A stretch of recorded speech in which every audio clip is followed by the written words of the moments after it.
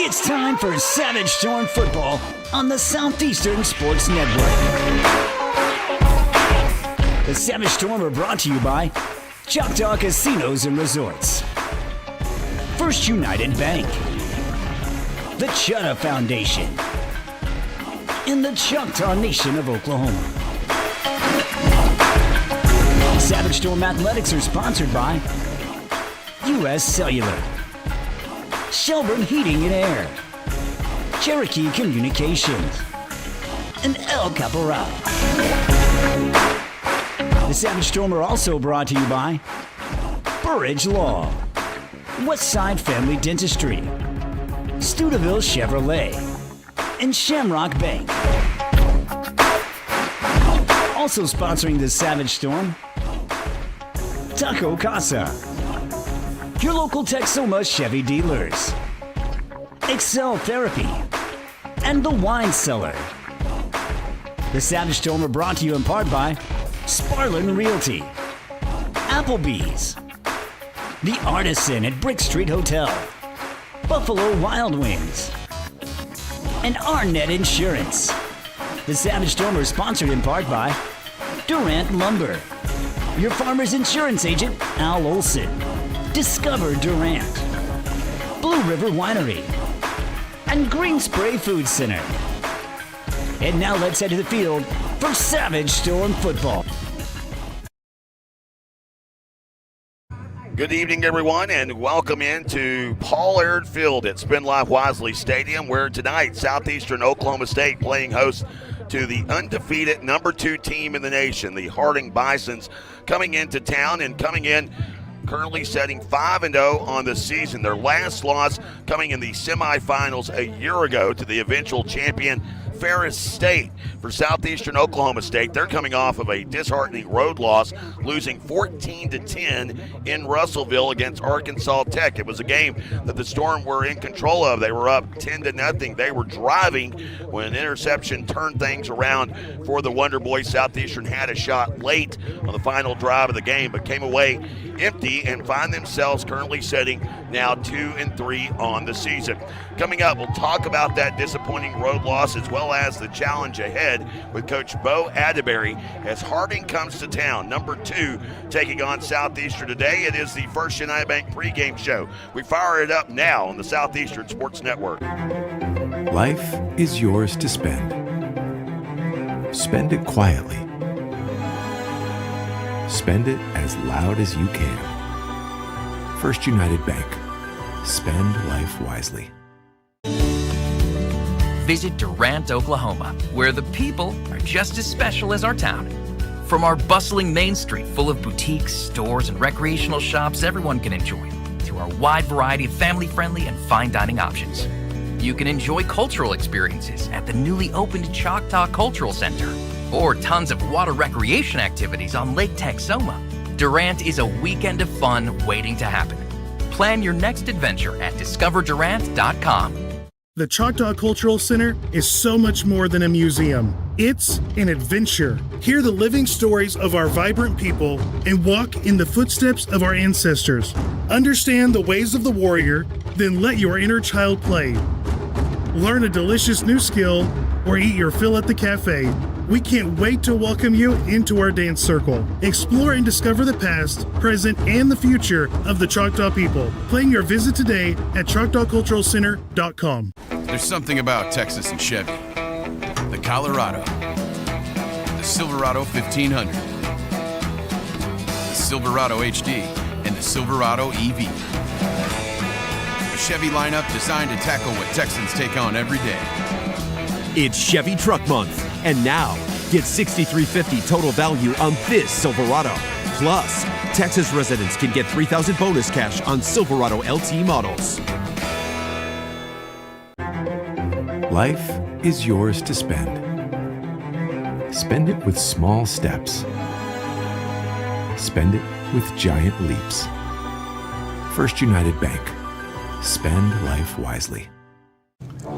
Welcome back to the First United Bank pregame show here on the Southeastern Sports Network. Time for our weekly conversation with Coach Bo Adbury. Coach, Tough loss, disappointing loss on the road there at Arkansas Tech. It was one you guys had control of, and then everything kind of slipped away. What did you say to the guys post-game? Yeah, it was tough, and still love them. Was proud of the way they battled to give us a chance at the end, but very frustrating to know that it really shouldn't have gotten to that point. A lot of things we can do better from a coaching standpoint, and then just so many plays we left out there from an execution standpoint was tough to see. So weird, the meetings with them over the last 3 years. They've been very low-scoring affairs. Have you been a part of a series like that where it just seems neither team can kind of get things rolling in a big direction? I said it at the beginning of the week. I said, you know what, this game has always been blah, and we can't go over there and it be blah. And there you have it again, back and forth in between, the red zones a little bit. And again, we just left too many plays out there. And again, love the guys, their fight.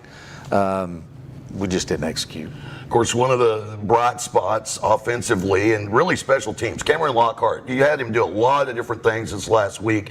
Ran the ball. Really, his numbers running the ball, not that great, but it was what he did receiving and then in the kick return game. Just your thoughts on the way he's going. I think everybody saw that he's a little different with his speed, and he's really matured, and we were kind of, what are we going to do with him as far as being a true freshman? And then DJ gets hurt, so we implemented him to the game plan, and then we thought the backs would be open in the passing game, and he's got that extra gear, and he's able to do well in special teams, so very proud of him and his maturity and his growth. Defense, again, puts up, talk about how weird that game was. You guys outgained Tech and still come up on the wrong side of it. Defensively speaking, how do you feel your guys are right now? They seem to still be coming at it each week with a bunch of different personnel. Yeah, Coach Smith and his staff do a really nice job of getting those guys prepared, and they stay locked in, and you saw that Saturday. Turnovers and explosives, obviously the casual observer sees those two things, but, those originate somewhere with eyes or their alignment or, their stance or something. So we've got to make sure we stay focused in, because you never know which play is going to swing the momentum. Now let's keep it with the defense, because this week it's the different animal that you see each and every year. Harding, you don't really get to practice for him with anybody else. They've got, obviously, you talk about explosive. Braden Jay is a slot back guy that has led the conference in yards per carry for the last several years. Just what is it about them that makes it so difficult, and how focused do your guys have to be this week? Yeah, you see teams executing this offense, but you don't see many executing it at the level Harding does. A lot of speed, and really this year you watch their O-line, they may be as fast as I've ever seen them getting off the ball, and then you add a young man like Bray in there, and it's a whole different story. He's really got some good speed and gets on the perimeter, and they're just tough. So it's hard to simulate in practice, but they force you to put your eyes exactly where they're supposed to be and keep them there and get your stance and alignment just right. And if you don't, they make you pay. It's funny you say that about how quick the offensive line is. I mean, they moved a tight end to right tackle. That tells you a little bit about the athleticism they have up there. Yeah, I was watching some clips. He's cutting one guy and he gets back up and he's on the linebacker. I mean, so there's a defensive end on the ground and he's blocking a linebacker. Very impressive, and he's not the only one. So the efficiency they do it at is you don't see it very often, I'll say that. And of course, then defensively, a pair of All-American linebackers. Other than that, they're relatively young, new faces, but that defense has really been kind of their calling card, even maybe more so than their offense over the last couple of years. For years, and part of that is they probably play half a game because the time of possession with their offense, they're always fresh, they're fast, they're physical, and at this point in the season, midway, most teams have had to play into four quarters a lot, and those guys don't, and they're not out there very often in a game anyway, and they just continue to get better. Knowing that the possessions will be at a premium, what's the message to the offense this week? Yeah, got to be efficient. And, when they're not on the field and a team that possesses the ball that long, you've got to stay locked in. It can become, hard to watch when their offense is out there waiting until the last second, and then you're anxious and you get out of your, think it's all got to happen on one play, and just keep it one play at a time when you do get your opportunities. Again, talking with Coach Bo Adbury, the First United Bank pregame show. Coach, as always, appreciate the time. Look forward to your thoughts in the postgame. Yes, sir. Thank you. Of course, coming up, our player spotlight, Prince DeWay. We shine on the linebacking core after this on the Southeastern Sports Network. Steubenville Chevrolet in Durant is proud to support Savage Storm Athletics. And with the same pride, resilience, and strength as Savage Storm fans, Steubenville Chevrolet is proud to be Durant Chevy dealer. When you need a new car, truck, or SUV, the Steubenville team is ready to find your perfect tailgate vehicle. No need to leave town to find what you want. Stay local. Buy your Chevrolet the Steubenville way. And go Savage Storm. Looking for the perfect spot to unwind? Blue River Valley Winery is the place to be, with breathtaking views, amazing food, and unforgettable wine. It's the perfect escape, whether you're planning a wedding, a family gathering, or just a peaceful afternoon. We've got something special for you. Come visit us at Blue River Valley Winery, located on Sawmill Road in Caddo. Be sure to follow us on Facebook, Blue River Valley Winery. When it rains, it pours. So it's important for you to get the coverage that meets your needs. Farmers Insurance Agent Al Olson can help you understand your options so you can prepare for what the forecast brings. We know a thing or two because we've seen a thing or two. Learn more by calling Agent Al Olson at 580-924-3898 to find out how he can help you protect the things that matter most to you. That's Al Olson at 580-924-3898. We are farmers. Bum, bum, bum, bum, bum, bum. Underwritten by Farmers Truck Fire Insurance Exchanges and Affiliates. Products not available in every state. Since 1971, Westside Family Dentistry has been committed to enhancing the natural beauty and function of your smile while improving your oral and overall health. Using state-of-the-art technology, our friendly staff will take care of all your needs, from routine care, crown and bridge, implants, and even orthodontics, including Invisalign. Westside Family Dentistry is the premier choice to create beautiful, healthy smiles for the whole family. Craving bold flavors and good vibes? Come on down to El Caporal Mexican Restaurant and Bar, your local fiesta headquarters. Sizzle your taste buds with Tex-Mex favorites, fresh seafood dishes, and don't forget their legendary top-shelf margaritas. Shaken, stirred, and always served with a smile. Whether it's date night, family night, or Margarita Monday, El Caporal is the place to be. El Caporal, where every night feels like a fiesta. Visit today. Taste the tradition, stay for the fun. Welcome back to the First United Bank pregame show here on the Southeastern Sports Network. Time now for our player spotlight. This week it shines on linebacker Prince Dway. How you doing today, sir? I'm doing pretty good, hit a workout this morning. You know, I took a little nap before I came here. So you're feeling good and refreshed. Yes, sir. So you've kind of made a name for yourself here the last couple of years. Initially last year, special teams. This season, getting into that backup role at linebacker. I was joking with you off camera. A couple of weeks ago, I thought you were going to get your first sack of the season. You came through like a missile. What's that been like to work behind this linebacking core? You all have a pretty solid group there.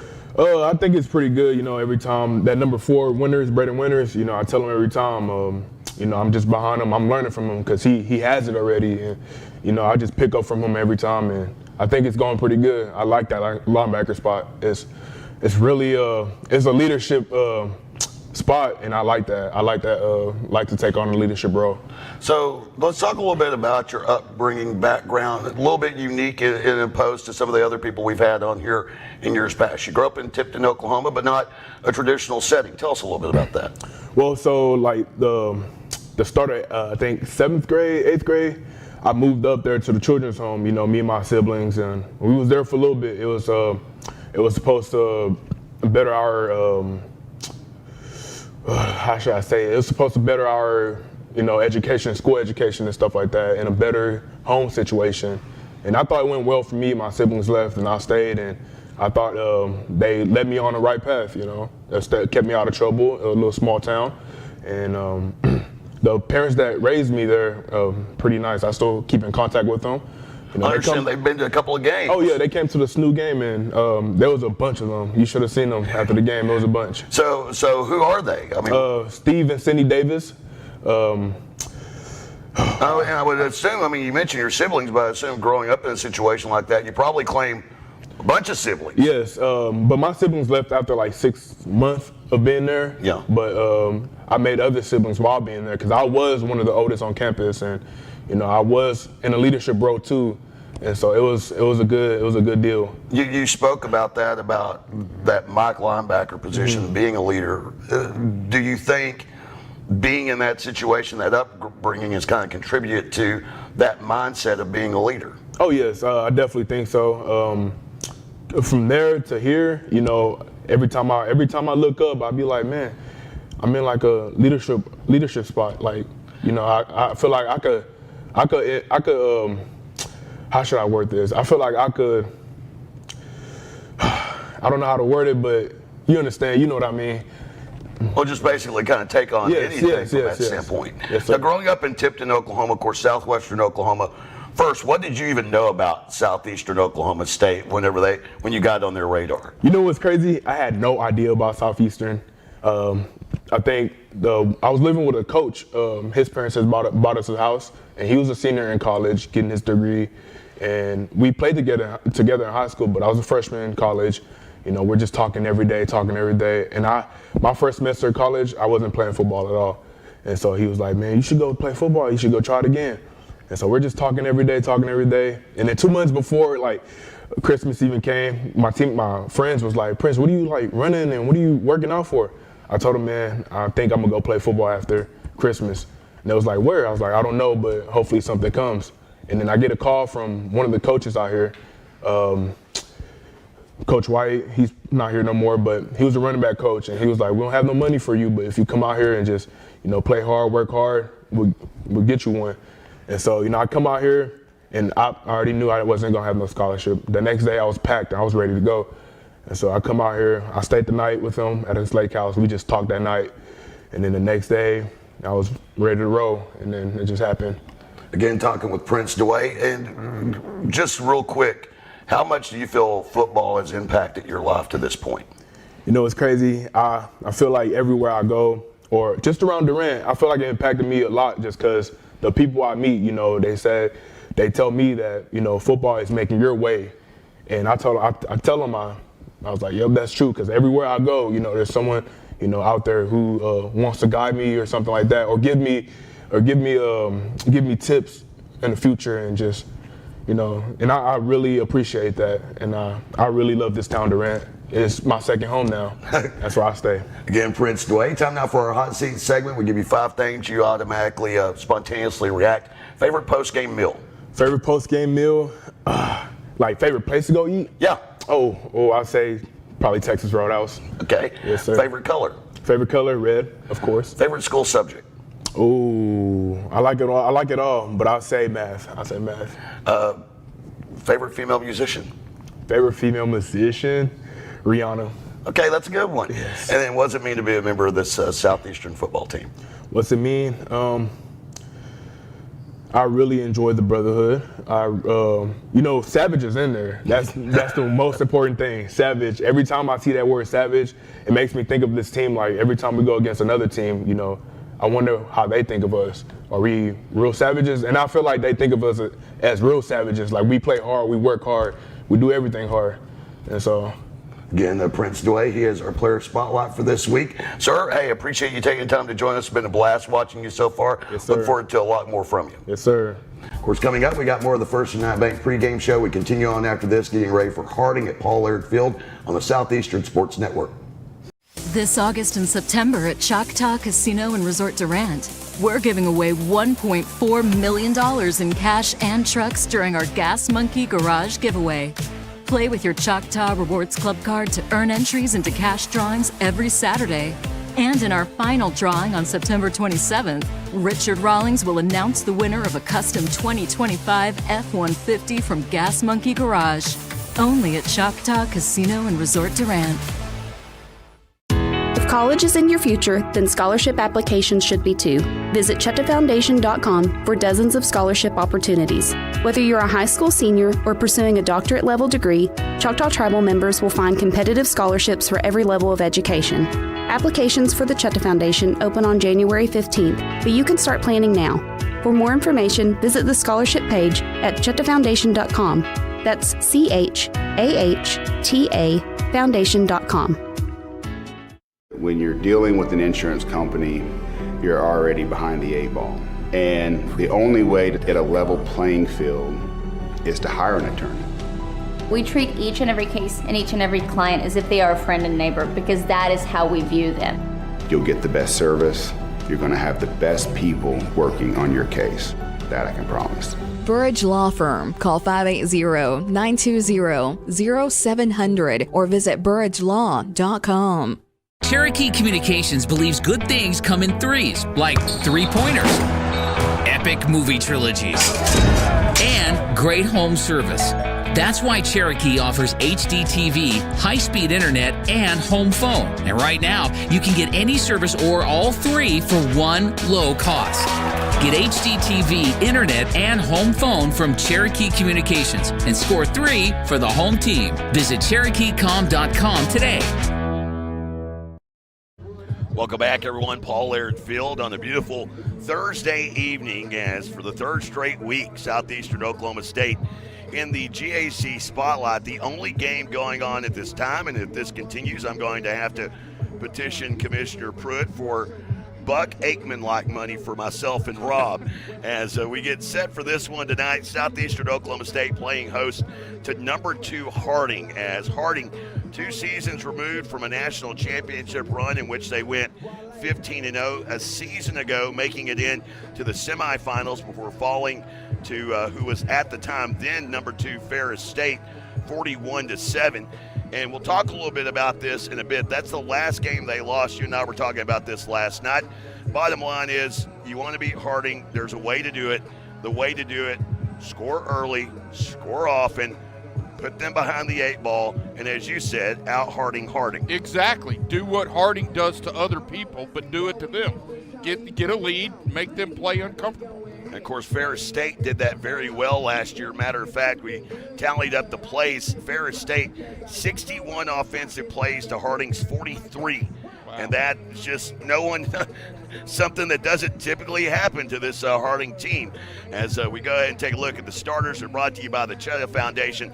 Cheddar Foundation, nonprofit organization dedicated to helping tribal members achieve levels of higher education. They have an outstanding scholarship program, as the application process for that begins in January, but you can start preparing now. Visit cheddarfoundation.com for more info.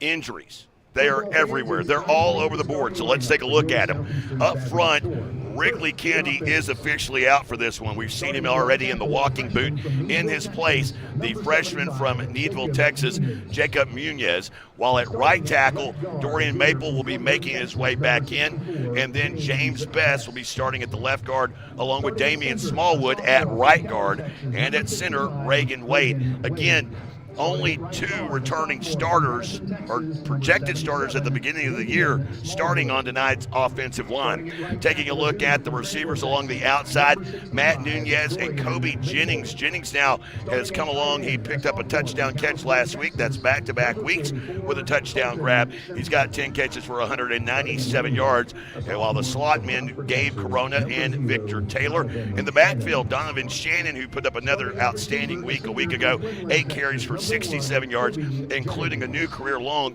of 49. This is where it gets really heavy. The backfield of the quarterback, LeVay Duncan, is your starter tonight, the 6'3 redshirt freshman out of Baytown, Texas. Here's the deal. Behind him, a true freshman is Colton Howard hurt. Trip Basinger is the backup quarterback, and he is a true freshman out of Liberty Alu High School down in the Texarkana, Texas area. Although Duncan will get the start, we expect him to go the distance. We'll see how everything plays out. Let's take a look at this defense for Harding. And they are just outstanding. They've not allowed a single point in the first half of a game this season, let alone they've only allowed 26 points total this season. We take a look up front. No returning starters on the front four, with Brock Napton and Justin Sobzak as the ends, while Joseph Oliwawami, and say that fast 5 times, along with Na Addy, they are your interior defensive linemen. We get to the linebacking core, and that's where we look at key players for the Harding defense. And let's start with the All-American transfer in from Bama. Yeah, that Bama. Yeah. It's Clark Griffin. Yeah, 5th-year senior. He wears number 24. He is undersized, to say the least. He is not very big, but to say that he can go sideline to sideline is an understatement. 45 starts in his career. This kid, and like you said, transfer from Alabama, yeah, that Alabama. He's all GAC for the last 2 years. No reason to believe he won't be again. And a first-team All-American last year, and no reason to believe he won't do that again. He's a leader. He's a tackler. And he runs this defense. Of course, he's also the active leader in tackles in all of Division II. The Rover linebacker is Ty Duggar. The Mike linebacker is Jordan Mays. Taking a look at the corners, Troy Wiseman, who saw action a year ago. He's a 5'11", 175-pound senior out of Conway, Arkansas.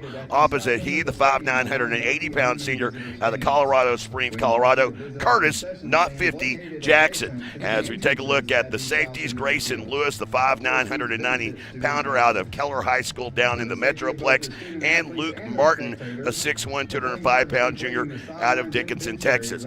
Taking a look at the starters for Harding offensively, they're so efficient. They do it every year. They just reload, and the thing I always find amazing, they don't reload with new guys. It's guys that were backups on the depth chart. They just become starters. Not really a problem on the offensive line this year. 3 true returning starters on that offensive line, and add in another that was playing tight end a year ago. We get to him now, the left tackle, a returning starter in Jake Mitchell, a 270-pound senior. Opposite C at the right tackle spot is Mike Erickson, who was a starting tight end in 23 and 24. He just moves right over, 6'3", 285 senior to the right tackle spot, while a 4-year starter at left guard from Irondale, Alabama, in Dilling Daring. And then at right guard, David Gomez, and a returning starter at center, Kobe Williams. Williams, a redshirt sophomore out of the Woodlands in Texas. It's an offensive line that averages out at 289 pounds. Taking a look at the receivers on the outside, don't worry, you probably won't hear a lot of them today. Brady Barnett along with Bodie Neal, the slot guys. And these are the guys you have to watch, and we'll start with the key player. Braden Jay, who comes in just 63 yards away from eclipsing 3,000 rushing yards, would put him 5th on Harding's all-time rushing list. Well, he wears number 7, and he's a senior. He's had 4 years in this offense. You talk about just reloading with new starters every year. This kid's been a starter for 3 years. Big play machine. He's almost 16 yards a carry. That leads the country.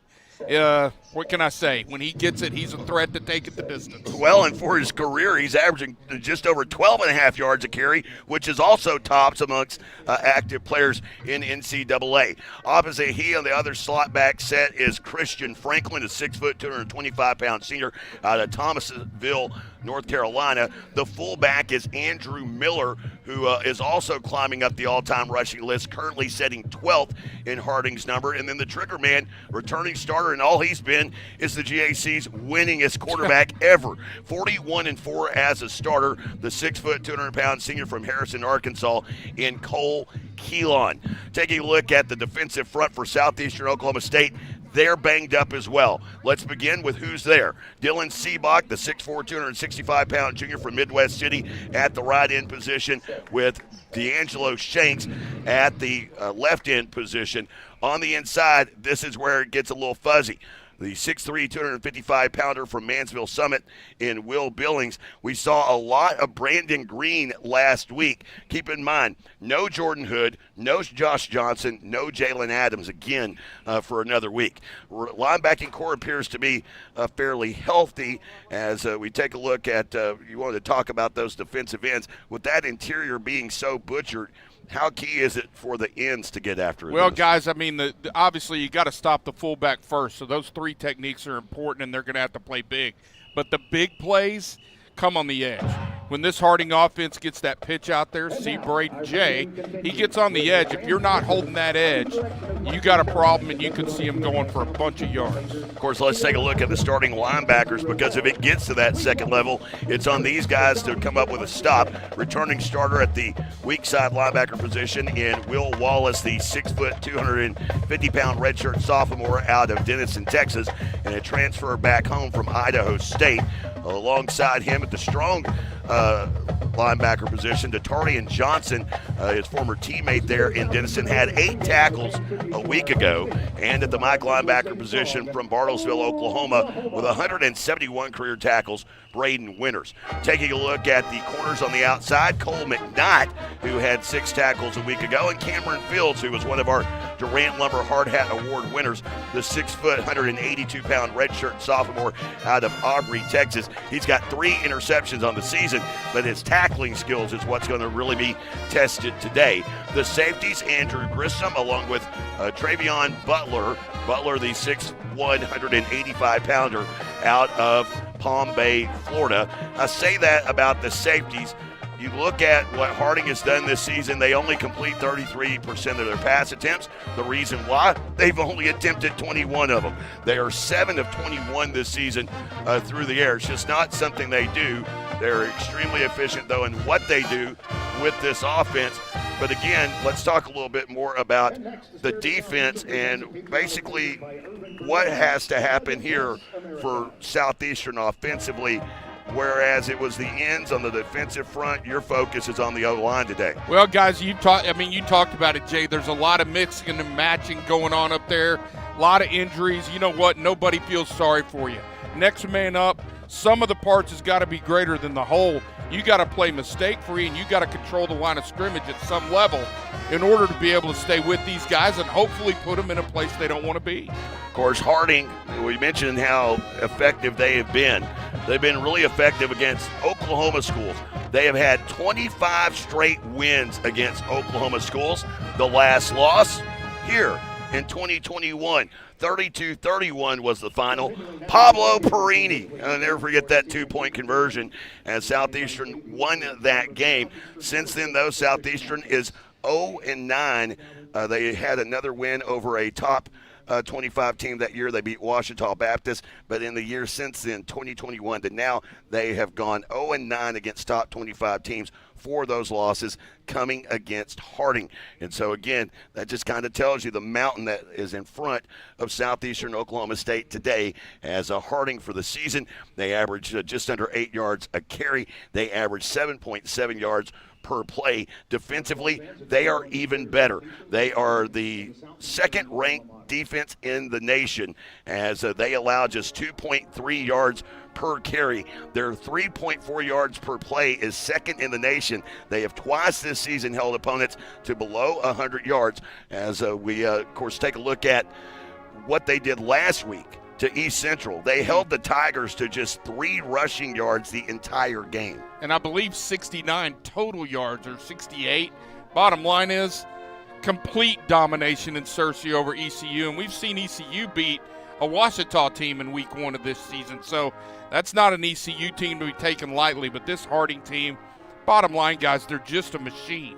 Machine indeed. Coming up, we'll take a look at some of the keys to this one here in just a moment as we continue on with the First United Bank pregame show. Let's go ahead and leave it right here for a second more as the band trying to make their way to the national anthem. Talk a moment about the 2 coaches, Bo Adbury in his 3rd year as head coach. All-time at home, 49 wins against 27 losses. He's 45-36 as the head coach of Southeastern Oklahoma State. His all-time record, though, remember he had 5 years prior to this at A&M Kingsville. He is 86-65 all-time. This is his 13th year as a head coach.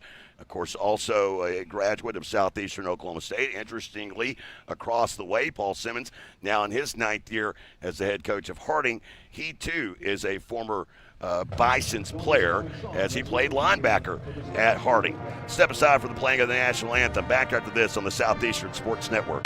Beer runs, straight up competitive. And the wine cellar, we're MVP. From ice cold game day beer to craft brews that impress your hipster buddies. And premium spirits smoother than a quarterback spiral. We've got your victory celebration in a bottle. Don't show up empty-handed. Show up legendary. And proud partner of the Southeastern Sports Network.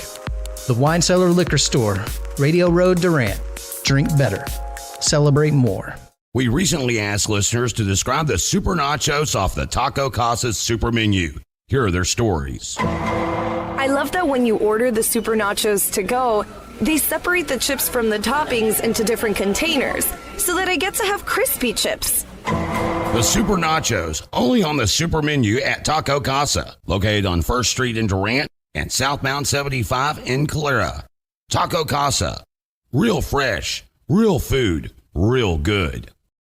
At Excel Therapy, our expertise extends beyond sports. We also offer dedicated rehabilitation for seniors, helping you maintain mobility and independence. Plus, we provide effective workers' comp rehabilitation to support a speedy return to work.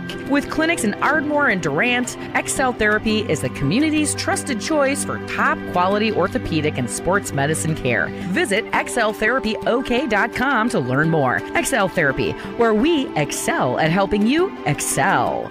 The Pick 6 meal for 2 is back at Buffalo Wild Wings of Sherman. Choose 2 entrees, 2 sides, and 2 fountain drinks for just $19.99. Dine in only. Some restrictions apply. Pick 6 meal for 2, perfect for all the games or just hanging out. All with 1 giant screen and 45 50-plus-inch TVs, so you never miss the game. Open 11 to midnight Sunday through Wednesday and 11 to 1 Thursday through Saturday. The $19.99 Pick 6 meal for 2, only at Buffalo Wild Wings inside the Sherman Town Center. Welcome back, everyone. Spin Life Wisely Stadium at Paul Laird Field. Jay Lindley alongside Rob Johnson, of course, Bob Sullins.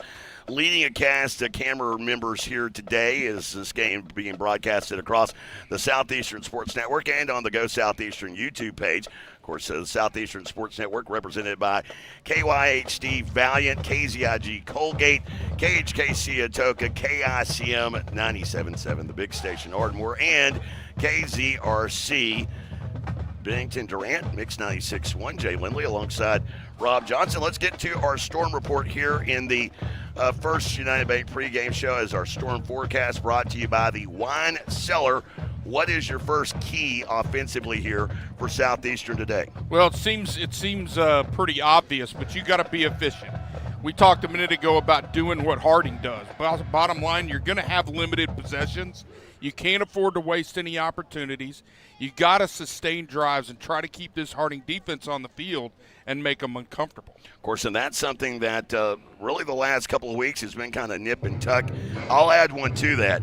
You got to take what's given in front of you. Yep. They've got to execute in the field goal game. So far over the last 2 weeks, you've had 2 blocks, you have a block snap, and it's just a plain missed field goal a week ago that might have changed the outcome of things. Those are the little things that come into play. You just can't make mistakes against a team that is efficient as Harding is. Taking a look defensively, what do you have on that side of the ball? It's an offense that's going to give you a lot of different looks. They're going to wear you down. They're happy to take their 3 yards. They're just as happy to blow right by you for 66 like Braden Jay did to open up the game last week against East Central. Here's the bottom line. No plays off.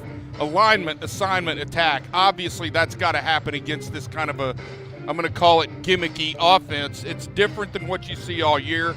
You got to keep your eyes in the right place. You can't afford to take a wrong step. But I'm adding on to that, tackling. Guys, you must tackle with not only physicality but with numbers. Bring people to the ball, attack the ball carriers, and be physical even if they don't have the ball.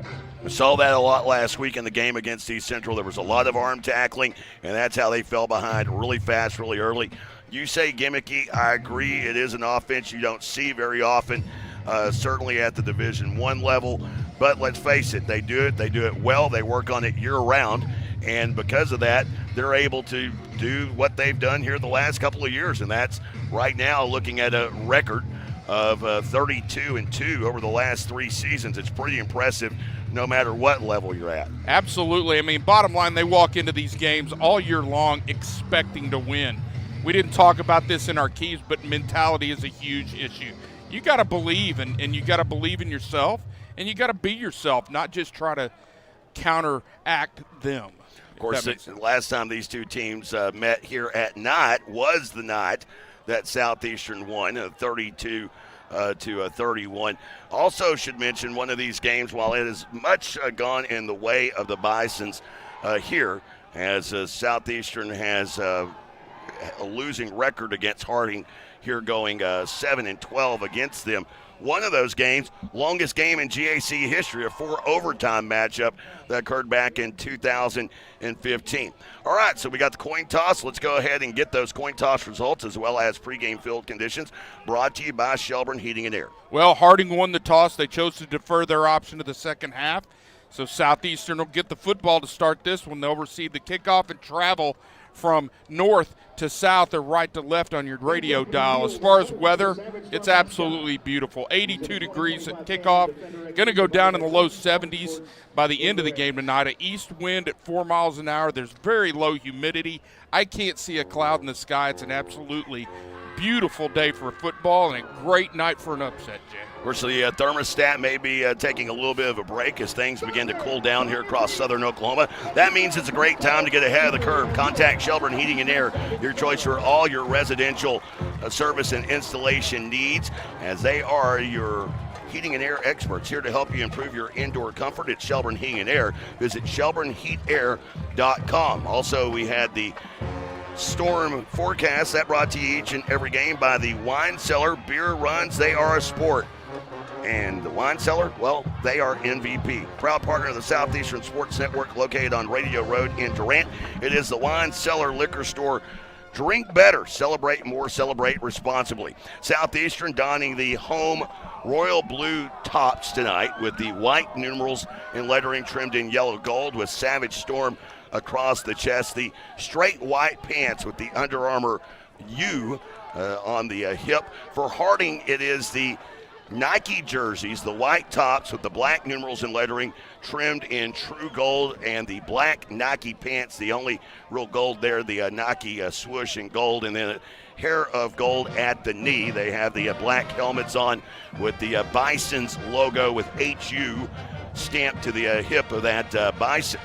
So we're about ready to get things underway. It is your U.S. Cellular kickoff here from Paul Laird Field. It is the only game on tap tonight in the GAC, and as we were told, a very limited action going on tonight in all of college football. You do have some NFL action, and so if you're not doing anything, hey, tell your friends to maybe head on down to the Wine Cellar and cozy up along the YouTube TV and watch this one. Number 2 Harding getting set to take on Southeastern Oklahoma State. Earlier today on Mix 96.1, we had U.S. Cellular and Mike with us down in Tailgate Alley telling you how you could win $10,000. And for you Harding people, you're watching, you can register too. It is the Life in Us Mode 10K giveaway. You can win $10,000 courtesy of U.S. Cellular. Be sure to visit www.giveaway.uscellular.com and register today. Hey, I did it. It's 3 quick little buttons. That's it. And I was also told unlimited entries. So, like if you're sitting at home right now, grab your phone. You just, go to the Wine Cellar and do that, and then pop on this, and then you just sit there and enter till your fingers bleed, and you might win $10,000 for watching this game. Hey, no missed opportunities. We talked about that in our keys. Yes, no. We just gave you an opportunity. Go take advantage of it. So here is your U.S. Cellular kickoff. Southeastern will have the ball first. They'll be moving right to left, south to north here at Spin Life Wisely Stadium. And kicking away is Mangus Leak, the junior, returning starter for Harding. Shade of the press box here at Paul Laird Field beginning to creep across. Only a stitch of sun on the far side of the field as this end-over-end kick drifting back and field it. They show the reverse run again. This time it's Williams on the carry. And Williams, after faking that to Lockhart, able to make his way out short of the 20-yard line to the 17. Last week they did that, Williams and Lockhart. Lockhart had over 50 return yards in the game and had an outstanding game in the passing game and in the rush or in the kick return game. Not so much in the ground game. We'll see if Southeastern can get it going against one of the best in the nation when it comes. You're talking about the top 2 defenses in the league, by the way. Harding first in the GAC, Southeastern second. Harding second in the nation, Southeastern 20th in the nation. So here come the Savage Storm, and it is LeVay Duncan with Donovan Shannon to his right. This first play is scrimmage from the 16-yard line. They try to find a little running room at the right side, and they're now a yard away from having as many rushing yards as East Central did a week ago. That's cold-blooded, but it's true. And you know what? Imagine that, Clark Griffin on the first tackle out of the game. So second down and 8 to go here after a gain. They have it actually at the 19, so as many yards as a week ago. LeVay Duncan here in the gun has Shannon to his left, receives the snap, And he'll hand off. Shannon trying to bounce it out near side. He is stuck at the 20-yard line, that right side of the line. And linebacker Jordan Mays ending that run very quickly. Addy in on the stop, the big sophomore from Montgomery, Alabama. And it's 3rd down and 6. Well, we've seen this a lot this year, going back the last 3 or 4 weeks. Deepest safeties, they're back in the 2 deep safety look now, but the deepest safeties are not very deep. They're going to dare LeVay Duncan to beat him with his arm. Hohenberger lined up here to the near side. Duncan on an option run, and he'll cross the 20, and he's going to be stopped just short. Now Harding saying they have the football, but I believe he is marked down. Yeah, they're pointing at the ground, the line judge over there, so I love him fighting for the yards, but know when the gig is up, young man. Well, and maybe down there, that is going to bring up 4th down and 2, so the punt team out. And out comes Logan Dorsey. Dorsey for the season, only a season long of 42 yards. Back to return this one is Ty Duggar.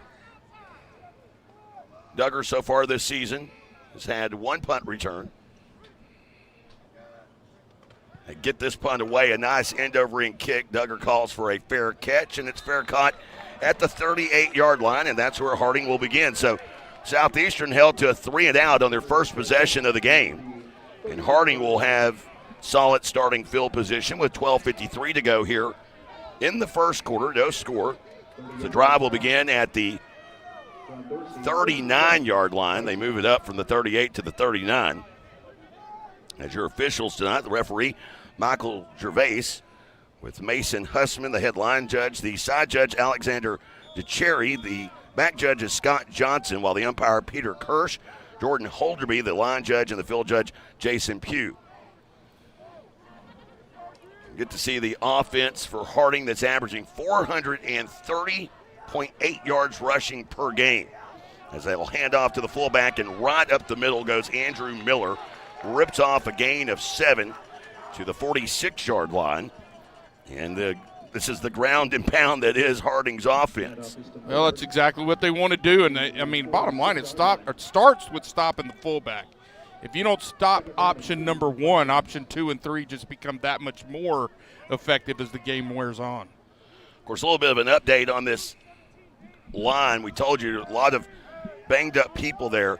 Really more of a 3-man set, with Brandon Green playing the left edge. So handoff here left side. It's Miller again. Miller has enough for a first down. They'll move the sticks. Nice stop there, just holding him to 2 yards. Problem is it was 2nd and 2, so it's going to be a first down. Defensively, got to get more aggressive and try to get in some of those gaps, try to get a negative play here. Well, they haven't moved the sticks yet. Now they move them. There you go.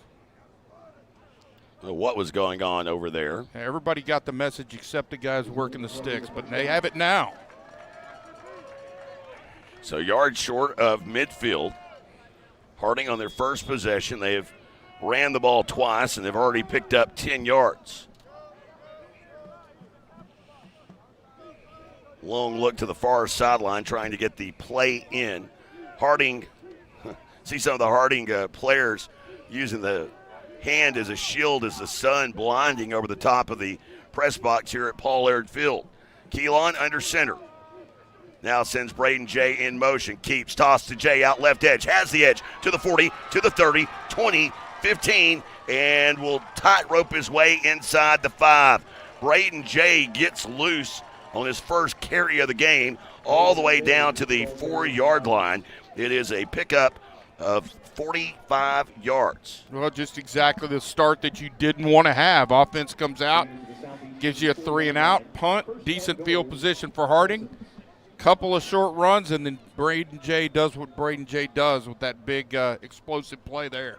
47 yards, as now setting first and goal from the 4. And Jay, just explosive. He has another gear, and if you do not get him before he gets downhill, we saw it last week. As this time they'll hand off to Miller, nothing going, just a couple of yards down to the 2. Watch that game last week, and the difference on that play versus the first play from scrimmage a week ago. He's got speed and power. In that run a week ago, he ran through arm tackles. That time, no one touched him until he was downhill and 30 yards beyond the line of scrimmage. Well, and that's what this offense will do to you. Just one wrong step, and they don't miss opportunities. That's all there is to it. Second down and goal from the 2. Keelan under center. Shifting along the defensive front, Southeastern. Ball closer to the left hash. As Keelan will walk into the end zone, following in behind the right side of the line, and it's a quick 6-0 lead for Harding. Yeah, just overwhelming offense right now. They're not only running that offense, but they're dominating the line of scrimmage. Southeastern's going to have to get over here, make some adjustments, and get more physical. Of course, this game not going to play out as it did last year, as the snap is back, hold is down, kick is through. The two teams were scoreless at the end of a quarter a year ago. This year, Harding with a quick lead, 7-0 in front. Back after this on the Southeastern Sports Network. Life is yours to spend. Spend it quietly. Spend it as loud as you can. First United Bank. Spend life wisely. The Artisan at Brick Street Hotel in historic downtown Durant, where elevated American cuisine meets craft cocktails in a refined yet comfortable atmosphere. Every dish is crafted with quality ingredients, locally sourced, curated to perfection with unparalleled service. Whether it's brunch, lunch, or a special night out, The Artisan is your perfect destination with private, semi-private, and large party reservations available. Reserve your table today at theartisandurant.com. Theartisandurant.com. Life is yours to spend. Spend it with small steps. Spend it with giant leaps. First United Bank.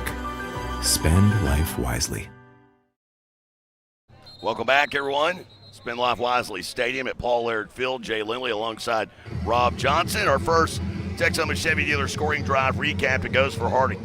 Less than 5 minutes into the game, Harding 5 plays, 61 yards, 2 minutes and 23 seconds off the clock. Keelan finished it off with a 2-yard touchdown run. It is Chevy Truck Month, and it's time to see why Chevy is America's most dependable lineup of trucks. Find yours at your local Texoma Chevy dealer. Chevrolet, together, let's drive. Your U.S. Cellular kickoff, a left-to-right kick here at Paul Laird Field. North to south from the kicker, Magnus Leak. Into a trot, and here's an end-over-end boot going toward Lockhart, lands 5 yards deep, bounces out of the back of the end zone. And 10:30 remains here as Southeastern will get their second look offensively. Their first look of the night was 3 and out. They did pick up 8 yards on that drive, but weren't able to pick up a first down. Well, bottom line is they ran the ball 3 times. I wonder if you might not see at this point, you got to try to throw everything you can at this thing, and specifically perhaps a throw on first down to try to keep something ahead of these safeties that are so close to the line of scrimmage.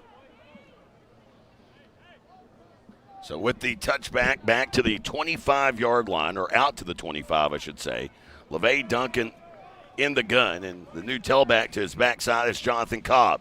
They fake the handoff. Duncan up the middle. Duncan scoots loose for a moment and then is corralled at the 30, but that big body falls forward. He was eventually tackled there by the defensive end, Ajapong, as the 6'6", 215-pound senior Tony Ajapong making that tackle. You knew he was going to make a tackle pretty soon. You'd have to say that name. Bottom line, great gain on first down. Duncan doing a great job using his athleticism, and that puts you in a position perhaps to take a shot here. So an 8-yard gain by Duncan. Have tight ends stacked to the right side of the line with a pair of receivers here to the left. They'll hand off Cobb up the middle. Cobb met right in the hole by the Mike linebacker, Jordan Mays. He's going to be just short of a first down, I believe. Nice physical run. I love the way he finished it, falling forward. They're not going to give him a very good spot, but you're close to a first down here. Don't take it for granted. Maybe use your snap counts a little bit here to try to get them off balance. Got to get this yard and keep this drive going. Nunez and Trevin Hohenberger, the two receivers on the field. Hohenberger lined up out wide right. Nunez here to the near side, the wide side of the field. with Cobb in the backfield to the left of Duncan. He'll take this snap from the right hash. Clock ticking toward the 9-minute mark, down 7-0. Duncan straight up the middle, over the 35, has a first down to the 38-yard line. Okay, good job getting that yard, and you know what? That offensive line had an extra body in there. Got super physical, a little bit quicker snap, and he goes right over the left guard and gets the yardage they need. Go ahead and keep this thing going. The shade here at Pollard Field has completely soaked the turf here, sideline to sideline. Only those on the far sidelines basking in the sun. They deserve it. As it's Duncan from the right hash. And they'll hand off here. Cobb coming near side, unable to get a lot there. Picked up 3. Had his legs taken out from underneath by Zach Valkersel, the sophomore out of Windsor, Colorado. A lot of Colorado kids on this roster, by the way. We have a couple from Colorado, a couple from Alabama. Well, again, what's that? 7 straight runs to start the game here. At some point, you're going to see a play-action shot here. Under 8 to play here in this first quarter. Harding leading 7-0, put together a 5-play drive on their first possession of the game. This is Southeastern's second. Handoff. Cobb slips 1 tackle and goes stumbling toward the 45. He stopped at the 44. Another gain of 3 on the play, and it brings up 3rd down and medium here.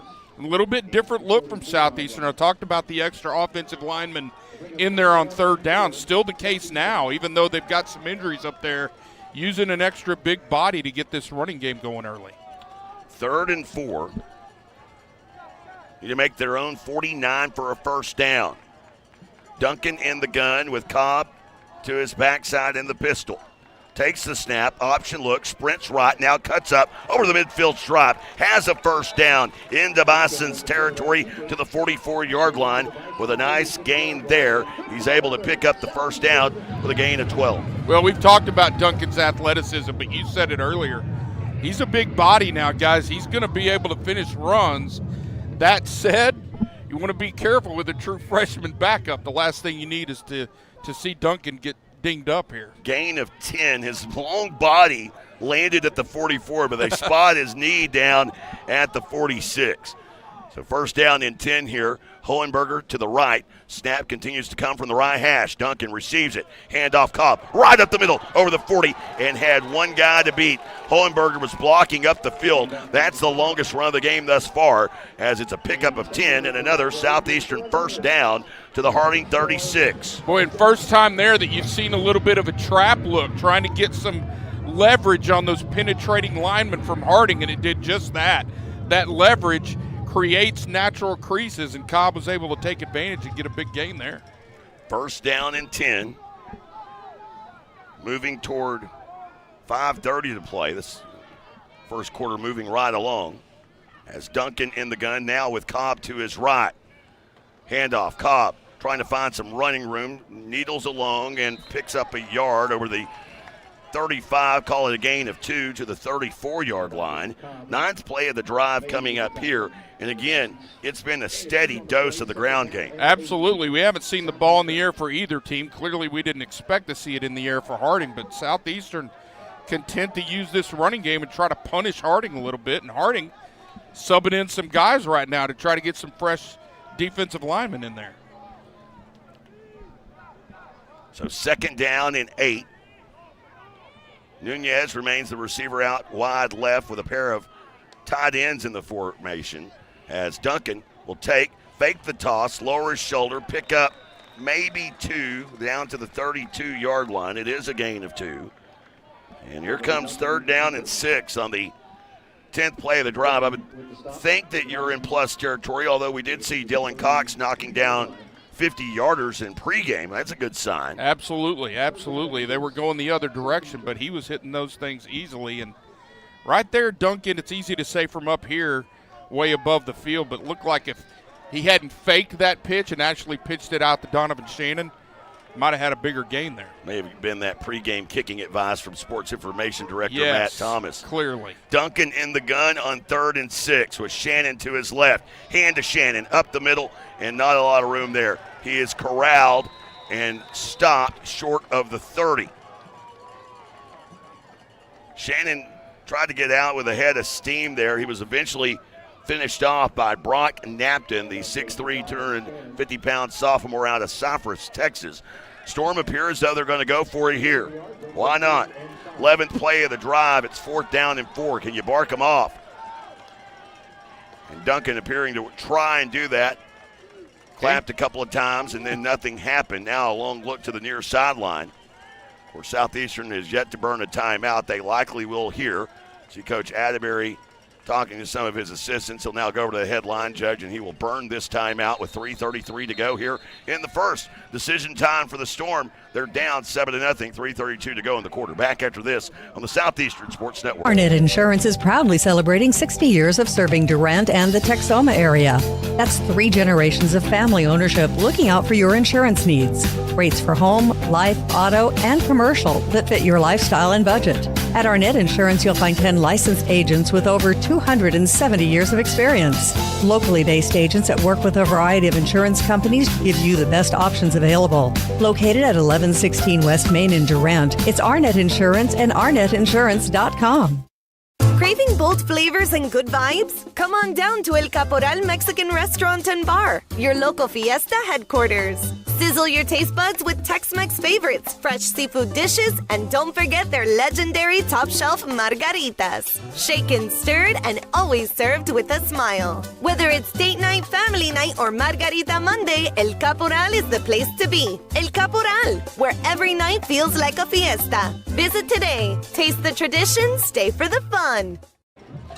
Offense appears to be staying on the field for this big 4th down and 5. So we have our first turning point play of the game here. Southeastern for the season converting 53% of the time on 4th down. They're 9 of 17, down 7-0 here in the first. Duncan in the gun, receives the snap. Play action, looking right, airs it out, has a man, and it is broken up. Nunez couldn't hold on to it. Broken up over there on the far sidelines by Curtis, not 50 Jackson. Yeah, it was that play action look we've been waiting for. 4th and 5, and they tried to get all of it right there as opposed to just getting the 5 they needed, and unable to complete it. Now you give the ball back to Harding. So Nunez unable to haul that one in. It was dropped in a solid spot there. Yeah, heck of a throw. There was nothing wrong with the throw and nothing wrong with the call, but that's one Nunez just got to catch. So now Harding out with 3:25 to go here in this first quarter, leading 7-0. Starts this drive at the 30. And they'll hand off left side run. It's Jay again. He's off to the races. He's got one man to beat, and finally catching him from behind was Andrew Grisham. So Braden Jay just gets shot out of a cannon like nobody's business. Unbelievable run and a pickup of 33 yards. And he's in 27 of them before anybody touched him. You talked about that on the last big play. Just once again, one wrong step, and that crease is going to be there. I mean, he's extremely fast.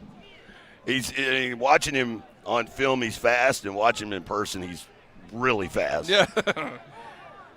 Setting here is Cole Keelan under center. This time, Keelan will look to pass. He's under pressure. He's going to be sacked. So the first pass attempt for either side tonight ends by way of a sack. D'Angelo Shanks shoving the Bison all the way back to midfield.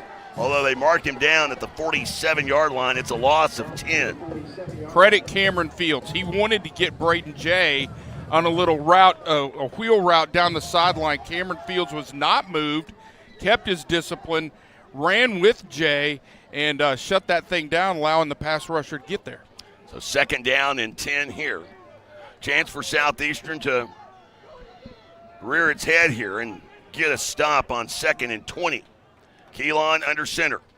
Nothing cutesy here. It's an end-around run. Reverse. Out to the left side. It is Barnett, and Barnett is inside the 15 and all the way down inside the 10. So 2nd and 20, not a problem. The whole defense sucked to the home sidelines, and it left a wide path for Brady Barnett. Well, you hear it over and over again. If you're on the backside of these plays, you have to stay at home. You see Detorian Johnson there crash down and try to chase the play. You want to tackle with numbers, but you must stay disciplined to your assignment right there. He gives up the edge, and there it goes. Runs of 33 and now a run of 38 has Harding setting First and goal from the 9. On the left hash, Keelan under center. Jay in motion to the right. They'll hand off to the fullback Miller up the middle and into the end zone. That simple.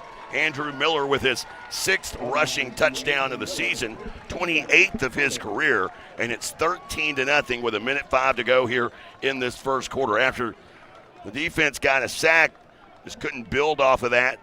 As Barnett, by the way, that was his first rush play of the season.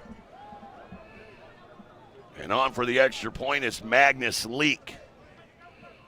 Snap is back, hold is down, kick is on the way, and it is good. It hits the top bar of the netting here at Paul Laird Field. 14-0, Harding in front, 1:05 to go here in the first. Back after this on the Southeastern Sports Network. The rodeo in the Wild West, that's going to live on past my time, because a rodeo cowboy or cowgirl certainly are unique individuals. And you got to be pretty special to ride more, to win more. It's man versus beast. That's as basic as it gets. The only way you fail is to not try. See and share our stories at togetherwe'remore.com. When you're dealing with an insurance company, you're already behind the 8 ball. And the only way to get a level playing field is to hire an attorney. We treat each and every case and each and every client as if they are a friend and neighbor, because that is how we view them. You'll get the best service. You're going to have the best people working on your case. That I can promise. Burridge Law Firm. Call 580-920-0700 or visit burridgelaw.com. Well, they just recognized one of Texoma Chevy dealers in Eric Studeville, which is a great segue into a Texoma Chevy dealer scoring drive recap. Here's Rob Johnson. Well, 4 plays on this drive, 70 yards, so 1 less play, 9 more yards than the first one, and 3 less seconds, 2 minutes and 20 seconds off the clock. Miller finished it off with the 9-yard touchdown run, and the lead is extended to 14-0. Chevy trucks, rugged, powerful, dependable. Find yours at your local Texoma Chevy dealers. Chevrolet, together, let's drive. So here is Leak for a U.S. Cellular kickoff. It is a left-to-right kick here at Paul Laird Field. And this end-over-end kick will send Lockhart back. He'll field it at the goal line. The speedster brings it out over the 5, 10, 15, 20, and then take it down at the 25-yard line. Take this opportunity to remind you about Choctaw Careers. That's right. Get a job today with the Choctaw Nation of Oklahoma. Very easy to do. You can find your something at careers.choctawnation.com. That's careers.choctawnation.com. 59 seconds remain here in this first quarter. 14-0. Harding with 2 possessions, 2 scores. Southeastern with 2 possessions, 1 3 and out. The other a turnover on downs after going for a 4th and 5 deep in Harding territory. Went for the kill shot, came up with an incomplete pass. And now LeVay Duncan back out on the field with Donovan Shannon to his backside on a drive that begins at the 25. Duncan looking to run, and he is taken back. A lost play. They'll say 3 yards lost on that one.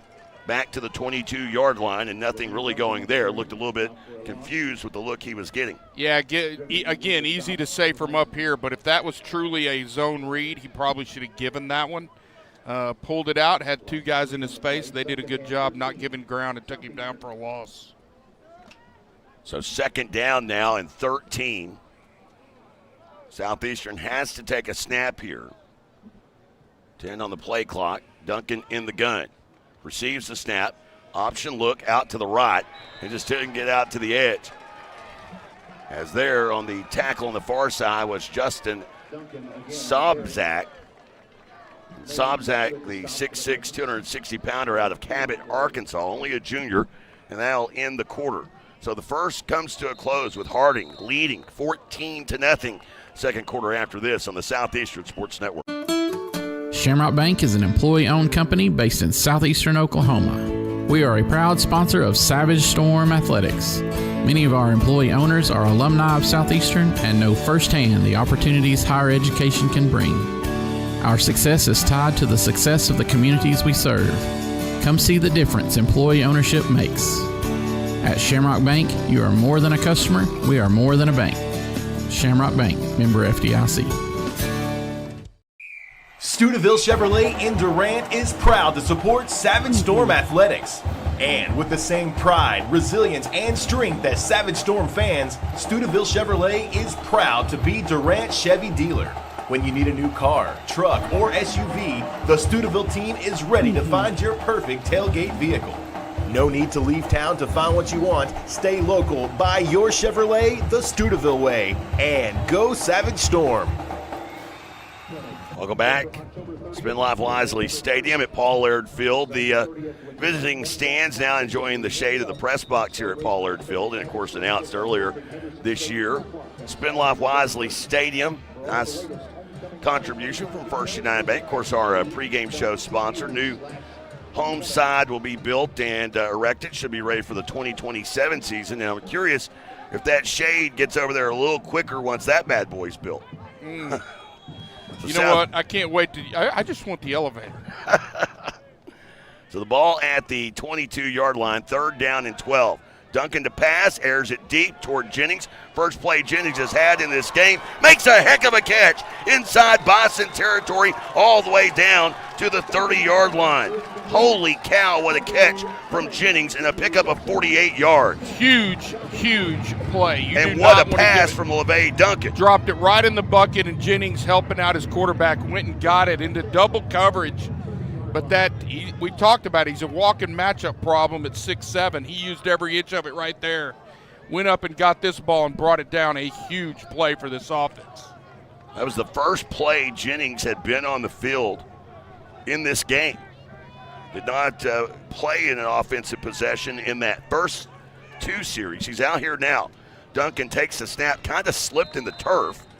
Able to fall for it, but taken down right at the line of scrimmage, making that tackle the safety from Cincinnati, Ohio, Lamont Cox.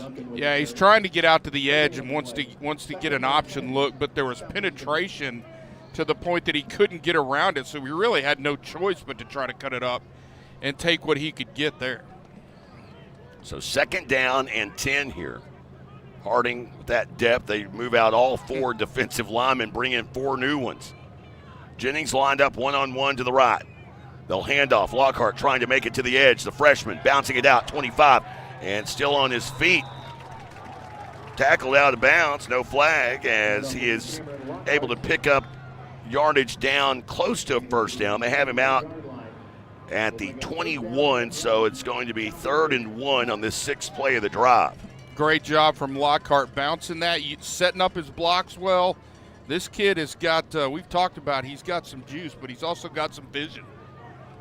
See a freshman from Frisco Emerson High School, one of the newer high schools down in the Frisco ISD, as Duncan takes this snap, plows ahead for a first down to the 20-yard line. I don't know who delivers more of the blow there. He ran into the linebacker, Jordan Mays. I'm not sure if it was Mays or Duncan that had more of an impact on that play. Well, you're right, and I love the fact that he finishes runs like that. I also don't necessarily like a quarterback with a true freshman backup taking those kinds of hits this early in a football game. So now 1st down and 10 in the red zone. First trip to the red zone here this evening. Duncan takes the snap from the right hash. Was going to give to Lockhart, pulled it back out of his stomach, now runs backwards. And either way, there wasn't anything going. If he gives it to Lockhart, Lockhart's down on the spot.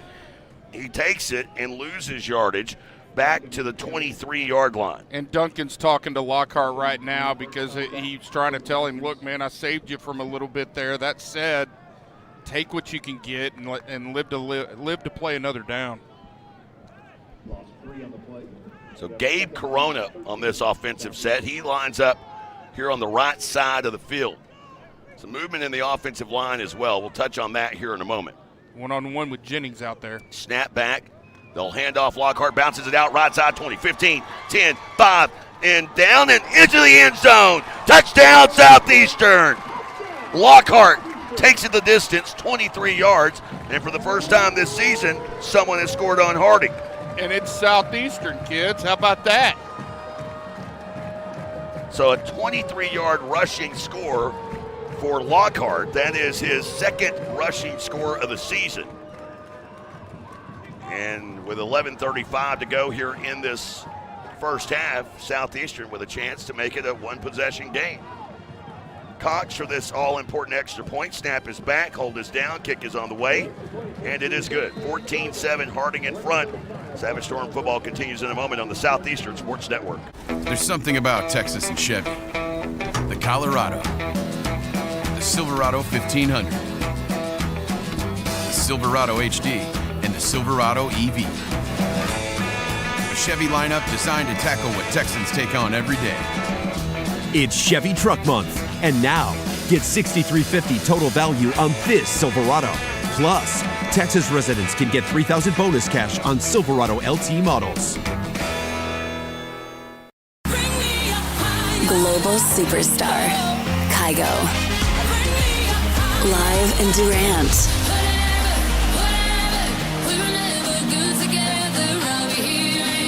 Kygo. Performing at Choctaw Grand Theater, Saturday, October 18th, with special guest, Victoria Nadine. Get tickets now at Ticketmaster.com. Welcome back, everyone. Spin Live Wisely Stadium at Paul Laird Field. Here's Rob Johnson with Southeastern's first Texoma Chevy dealer scoring drive recap. Well, the drive is 8 plays, 75 yards. It takes 4 minutes and 24 seconds off the clock, and Lockhart finished it off with a 23-yard touchdown run. The big play on that drive, and we got to give him his flowers, was LeVay Duncan throwing it to Kobe Jennings for 47 yards on a 3rd and long. So you had 2 explosive plays on that drive, and Southeastern has now scored, and it's 14-7. Of course, it is Chevy Truck Month. Be sure to visit your local Texoma Chevy dealers. Onside kick. The ball is going to be recovered in plus territory. Well played there by Brady Barnett. Barnett, redshirt freshman out of Mountain Home, Arkansas. He fielded that one up nicely, but hey, I like the call. I was going to say the same thing. I got no problem with that effort. You're doing whatever you can do to try to get the ball back with an offense that's got a heater going right now, and it just didn't get that big bounce. By the way, that's our first U.S. Cellular onside kick of the season. U.S. Cellular is live in us mode, the 10K giveaway sweepstakes. As you can visit giveaway.uscellular.com. Sweet play to the right, and that one goes nowhere. Taken down from behind was Deshaun Chairs, the redshirt freshman out of Elkins, Arkansas. Had 7 carries for 89 yards and a score a week ago, including a career long of 45. That one, though, goes for no gain. Thanks to Prince Dway doing a good job getting off the edge right there. He gets a hold of the runner and brings him down. Of course, Dway was our player spotlight interviewee. Such a nice young man, had such an interesting background. As early movement, Billings gets off of the line early, and that should be offsides unless he was drawn. They're talking about it, and both sides threw a flag. Got the head linesman over to talking.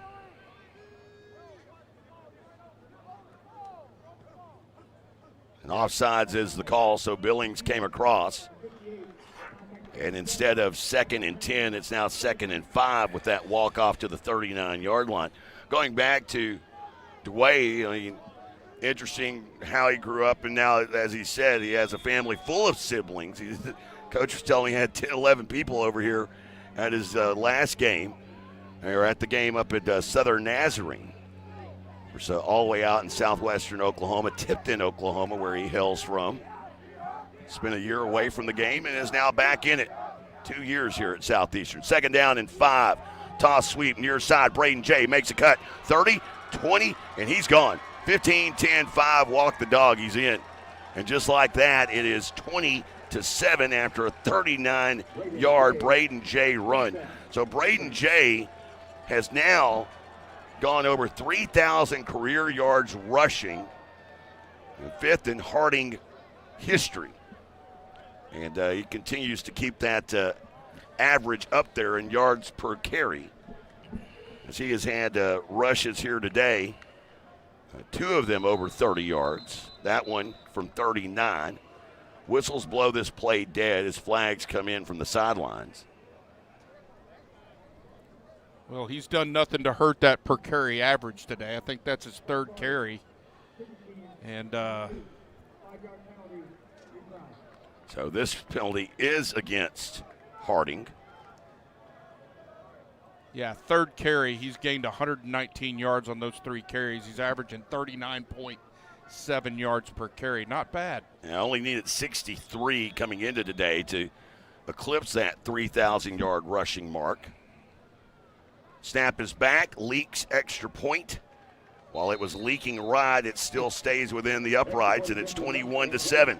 10:30 to go here in the second quarter. Harding in front by a pair of scores. Back after this on the Southeastern Sports Network. Sparlin Realty is dedicated to achieving your goals and will always do what's in your best interest. For residential and commercial properties, farm, ranch, and land purchases, you'll feel good about your choice of Sparlin Realty. At Sparlin Realty, there's nothing more gratifying than achieving your goals and earning your trust along the way.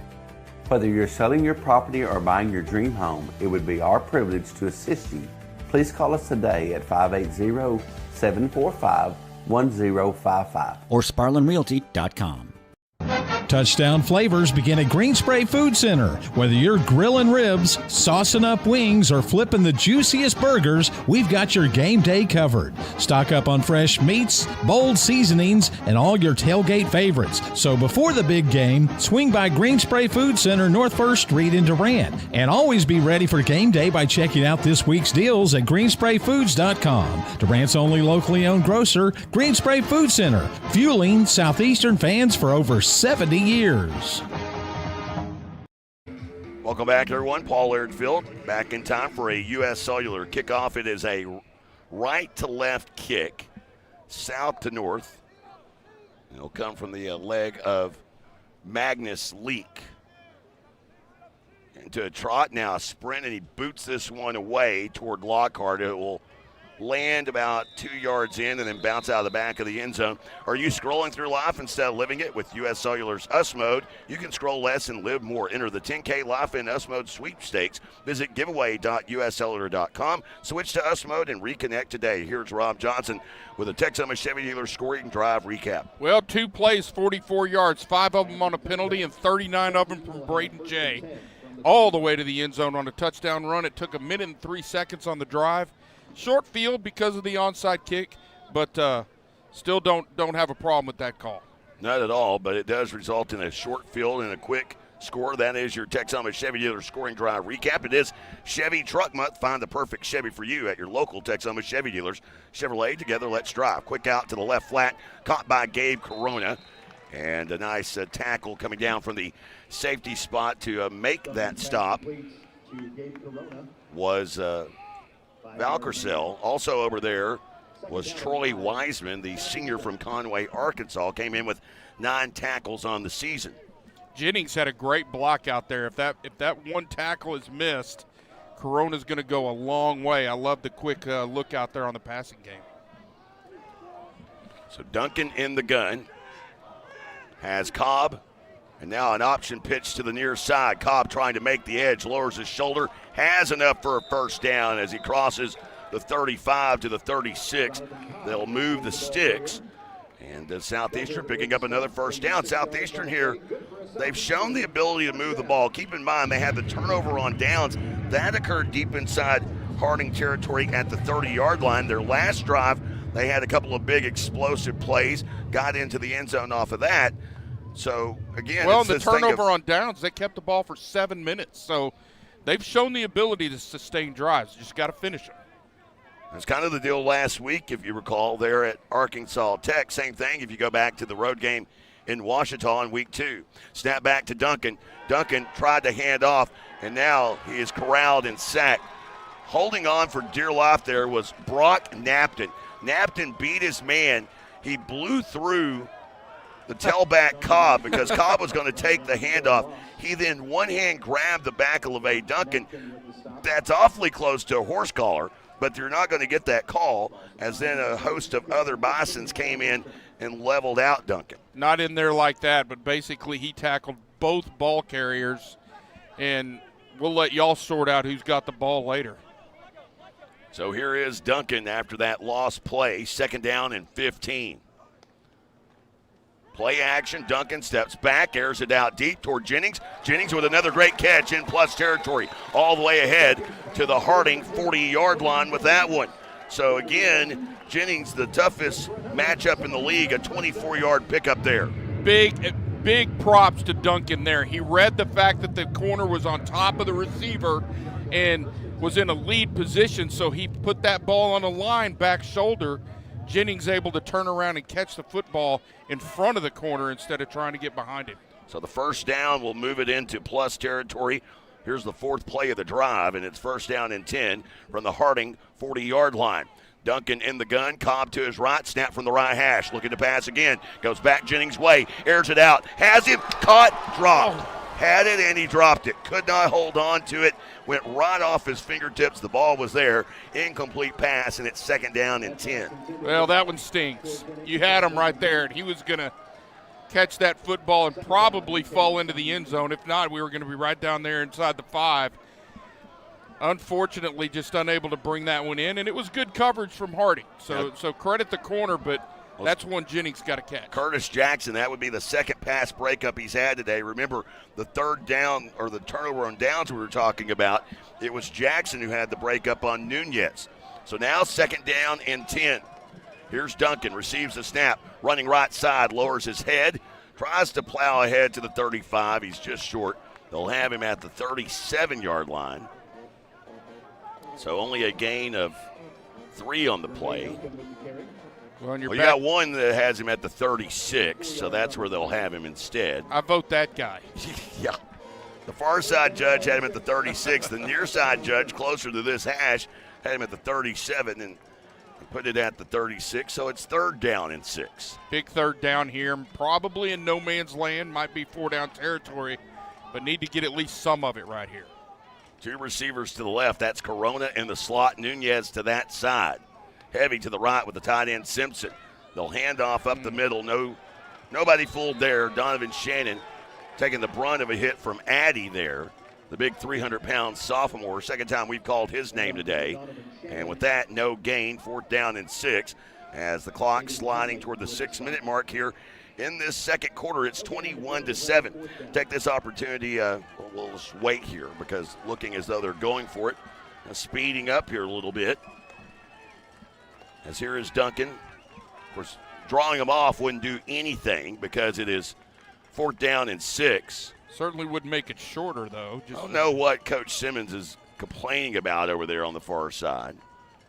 Maybe complaining about the way LeVay Duncan is clapping. That's what it looked like. And now Coach Adbury will burn his second timeout of the half. We'll go ahead and leave it right here. Of course, remind you, coming up, it is the Choctaw Nation of Oklahoma halftime show. To discover stories, the Choctaw Nation of Oklahoma, be sure to visit ChoctawNation.com, where together we're more. Also want to remind you about the Brick Street Hotel.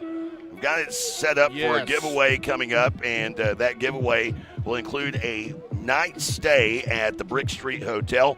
Discover the Brick Street Hotel, an 11-room boutique escape in historic downtown Durant, featuring the Artisan Hotel and Main Street shopping. It's perfect for game day or weekend getaway. You can book now at brickstreet.com or any one of your booking destinations like Verbo, amongst others. And a huge endorsement from your boy Rob Johnson here. I've stayed there a couple of times this season already. And Jeremy, we need to keep this going for years, my friend. I'm surprised you're not staying there tonight. You got, of course, Discover Durant is a sponsor. Tonight is the third week of their Discover Durant Downtown Concert Series. The fall concert series going on tonight. You could have taken in the game, taken in the tail end of a concert, stayed in downtown Durant. So here is fourth down and 6. Southeastern appears to be going for it. They trail 21-7. And now Harding wants to think about it as they pull their first timeout of the half. First look from Southeastern there where they came out 5 wide in an empty backfield, and Harding didn't have enough corners out there with that 2-deep safety look. They were going to leave somebody uncovered, so they had to take a timeout. Talked about how good this Harding defense was in the pregame. Of course, they have twice this season held opponents below 100 yards of offense. They're second in the nation, allowing just 3.4 yards per play. And more interestingly, they lead all of Division II. Coming into today, they had only allowed 3 touchdowns all season. Southeastern got to him on one. Again, they've had the ability to move the ball. They just got to finish drives here. Absolutely, and you've seen the explosive plays on more than one occasion. Had an opportunity for one here. Unfortunately, that opportunity wasted, for lack of a better term, and a good play from Harding, but still a wasted opportunity there, and now they find themselves in a 4th and 6 that they really, really need to convert. Well, that's kind of what we were talking about in the pregame. You can't afford any mistakes against the number 2 team in the nation. You really can't afford them any week, but you really can't afford them here tonight. So for the first time tonight, Southeastern comes out 5 wide. Cameron Lockhart in the right slot on this 4th and 6 play. Duncan in the gun. Duncan takes it straight up the middle, eludes a tackle, still running, has a first down inside the 30. So a nice play call there. They go 5 wide, they spread everything out, and they go, Duncan, you're one-on-one with the linebacker, and he beats it. It's a gutsy call. It's a great call because it worked. He had one-on-one with all 3 receivers on the left. All of the defensive backs are locked up in man coverage with a single high safety. They're going to turn their backs, so he's able to make that linebacker miss, to your point, and he gets the first down yardage. Great play. So smart play call there to line everything out. I would take that gamble of one-on-one with Duncan and 1 tackler. 3 receivers left, 1 to the right. Lockhart remains in at tailback. Duncan wants to pass, has Jennings. Jennings hadn't turned around. That ball was right there, just a little bit too tall. Troy Wiseman, the defensive back, in coverage there on Jennings. Incomplete pass. Brings up 2nd down and 10 from the 29. Well, and credit Harding's Justin Sobczak for getting into the backfield. Made Duncan let go of that ball just a little bit sooner than he wanted to.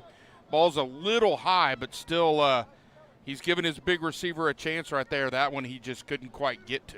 So the incomplete pass stops the clock. 5:29 to go here in this second quarter. 21-7, Harding in front. 3 receivers left. 1 to the right is Jennings. Simpson, the tight end, lined up in the left slot. Duncan fakes a pass, runs right up the middle, 25-20, and into the red zone he'll go. So LeVay Duncan with a nice run there, moves the chains once more. That run finishing off at the 18, so an 11-yard gain, 10th play of the drive coming up here. Second time we've seen that 5 wide out look with an empty backfield. Harding has to spread out horizontally. Duncan's able to make one guy miss and get big yardage. Now, Todd Duggar, the 6'1", 200-pound, he's the other All-American in that linebacking core. We hadn't said his name a lot tonight. He was the last line of defense on Duggar, and matter of fact, he was holding on for dear life at his ankles there. So with that play, an 11-yard pickup, and now in the red zone. Duncan in the gun, Lockhart to his left. This time they'll hand to Lockhart, tries to bounce left, nothing going there. Gang tackled down. Solid tackle. Will Dunn, one of the interior linemen, a 6 foot, 285-pound senior, came in with a couple of tackles coming into today. He gets one there. That actually a loss play back to the 19-yard line. And Duncan saying, hey, Coach, give me the chance to pull that, and I'm going to get around the right edge. He's probably right, but Lockhart's got to learn those little bounces and dances in the backfield don't work at this level, young man. Didn't there. Duncan in the gun on 2nd and 11 from the 21, or from the 20, excuse me. Receives the snap, play action, looks right, has Nunez. Wiseman bumped into him, but that pass was well over the top of his head and incomplete. I think it's a miscommunication there. It looked like Nunez was running that a little more like a post, and Duncan expected him to fade and be in that back corner of the end zone. Either way, it brings up a 3rd down and pretty long here. 3:57 to go in this first half. Harding has scored on all 3 possessions. This is Southeastern's 4th possession. This is their 3rd trip, at least to the Harding 30. They scored on one of those, had a turnover on downs on the other. Here's a big 3rd down and 11. Snap back to Duncan, fires over the middle, and the pass broken up. I thought Corona got hit in the back way early. They don't see it that way. Valkersel came up from behind and just bolted Corona in the back. Incomplete pass. Well, we just got a chance to see the replay, and he's looks early to me, but it's that's clearly way early as Bob slows it down. Yeah, thank you, and makes it even clearer that was a bit of a problem. And now you got a 4th and long, interesting that they're not taking the points here and going to try to get it. So looking for it here on this 4th down and 11. Duncan in this game, 3 of 8 passing for 81 yards. He's also rushed for 39. Duncan. And now, timeout taken by Harding with 3:53. They're confused on defense. They're not getting matched up correctly. They obviously want to roll coverage on with a safety over here to Jennings to try to double him down the field, especially after the 2 catches he's already had. But they're leaving Nunez over there one-on-one, and he's about twice the size of that corner, so he was going to have a chance to really work him over there. Taking a look at some of the numbers real quick. Southeastern at this point has outgained Harding, but Harding with a 21-7 lead. Here's the crazy stat. Southeastern has ran 35 plays in this game offensively. Harding has only ran 11. They've scored on 3 of them. Hey. Well, yeah, let's look back. You got a 5-play drive, a 4-play drive, and a 2-play drive. That's 11 total plays for 3 touchdowns, and Southeastern's drive was 8 plays for their touchdowns. So. Don't miss out on Halloween at Choctaw Casino Resort Durant Saturdays this October. Win your share of $1 million in cash. You can earn entries throughout the month. Visit the Rewards Club at Choctaw Casinos Durant. Well, here is 4th down. Southeastern going for it here. Savage Storm in this game 1 of 2 on 4th down. They've got Jennings lined up along the numbers to the right. Snap will come from between the hashes. Cobb the tailback. Pressure off the edge. As Duncan goes left, has Nunez, and incomplete. So it's twice he's gone Nunez's way. Jackson was the defensive back in coverage again there, and an incomplete pass and a turnover on downs. I think Duncan made the right read there. He's going to loft that one back to the back shoulder for Nunez. Nunez saw something different trying to get over the top of the corner. Looked like it could have been called interference too, but bottom line it wasn't. And either way, I think if Nunez plants his foot and comes back to the football, he might have a chance. Boy, there's a lot of pulling and tugging there, but no flag. So here is a handoff up the middle, Miller. And it's only a gain of 1, finished off on that play by Christian Brumley, the former Harding linebacker and the standout from Broken Bow, Oklahoma.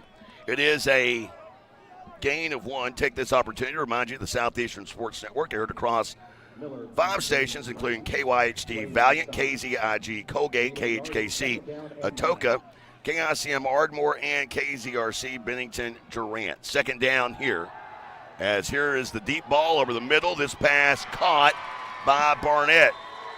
So Keelan's first pass attempt of the evening ended in a big sack.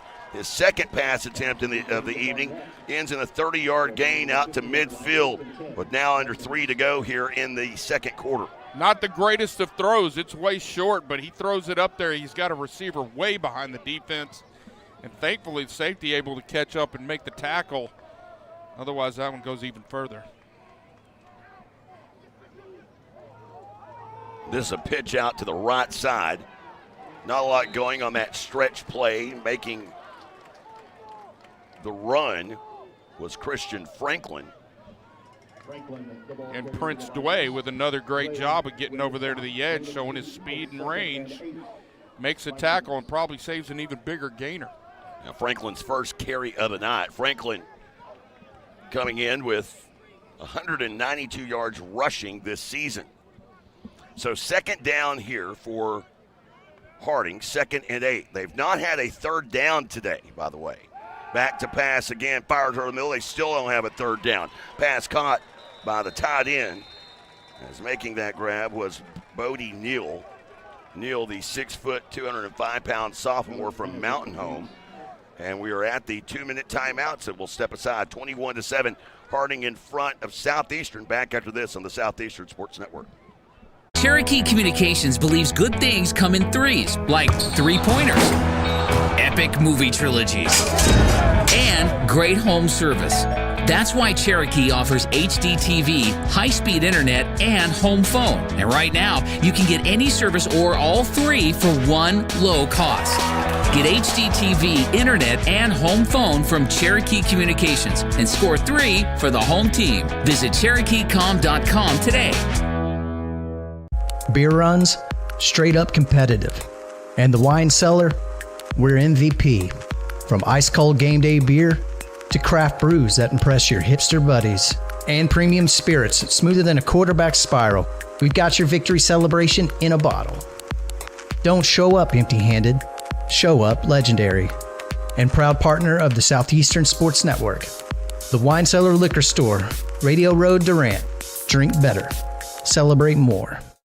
Coming out of the 2-minute timeout, Harding looking to add to their 2-score advantage, up 21-7.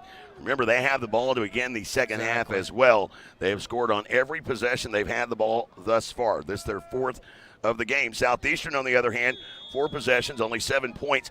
2 of those drives ending at Harding's 30-yard line or closer. Shifting along the defensive front, first down and 10 here. Keelan under center, handoff to the fullback Miller, bounces into the hole, and then it's taken down 4 yards into the play from the 36, or 3 yards into the play. From the 36 down to the 33-yard line. Clock running, and Bison's down to 1 timeout, so they're going to pick up the tempo here a little bit. They've had some very explosive runs. You look at what Braden Jay has done tonight, 3 carries for 119 and a long of 47. Barnett had the reverse end around for 38. Speaking of Jay, takes the carry here and then is crushed at the 25-yard line. Pops right back up. Big tackle made by Joseph Jones, the senior out of Arlington, Texas. It's another first down run, though, for the Bison, a pickup of 8. 6th play of the drive coming up here. Clock continuing to run down toward 1 minute to play here in this first half. Harding now operating from the left hash, moving right to left, south to north, here at Spin Life Wisely Stadium. Keelan, toss out to the right side into the hands of Franklin, and Franklin's play goes nowhere, loses yardage, as pawing at the football over there was Josh Dobbins, the junior out of Colleyville, Texas. He was unable to rip it loose, but it is a lost play back to the 26. Now the 7th play of the drive, and the clock continuing to tick. They do have an excellent field goal kicker. They've certainly got opportunities here should they elect to do so. And again, it's that toss play back to the right in Franklin. Franklin upended inside the 20, and now a timeout taken with 29 seconds remaining here in the half by Harding. Interesting decision there, because at 29 seconds, you wanted to try to save that timeout for the field goal kicker, but then that's just Harding's mentality. They don't expect to kick a field goal. They expect to get this thing in the end zone and want to make a right call on this 3rd down. So this will be the first 3rd down Harding has faced tonight.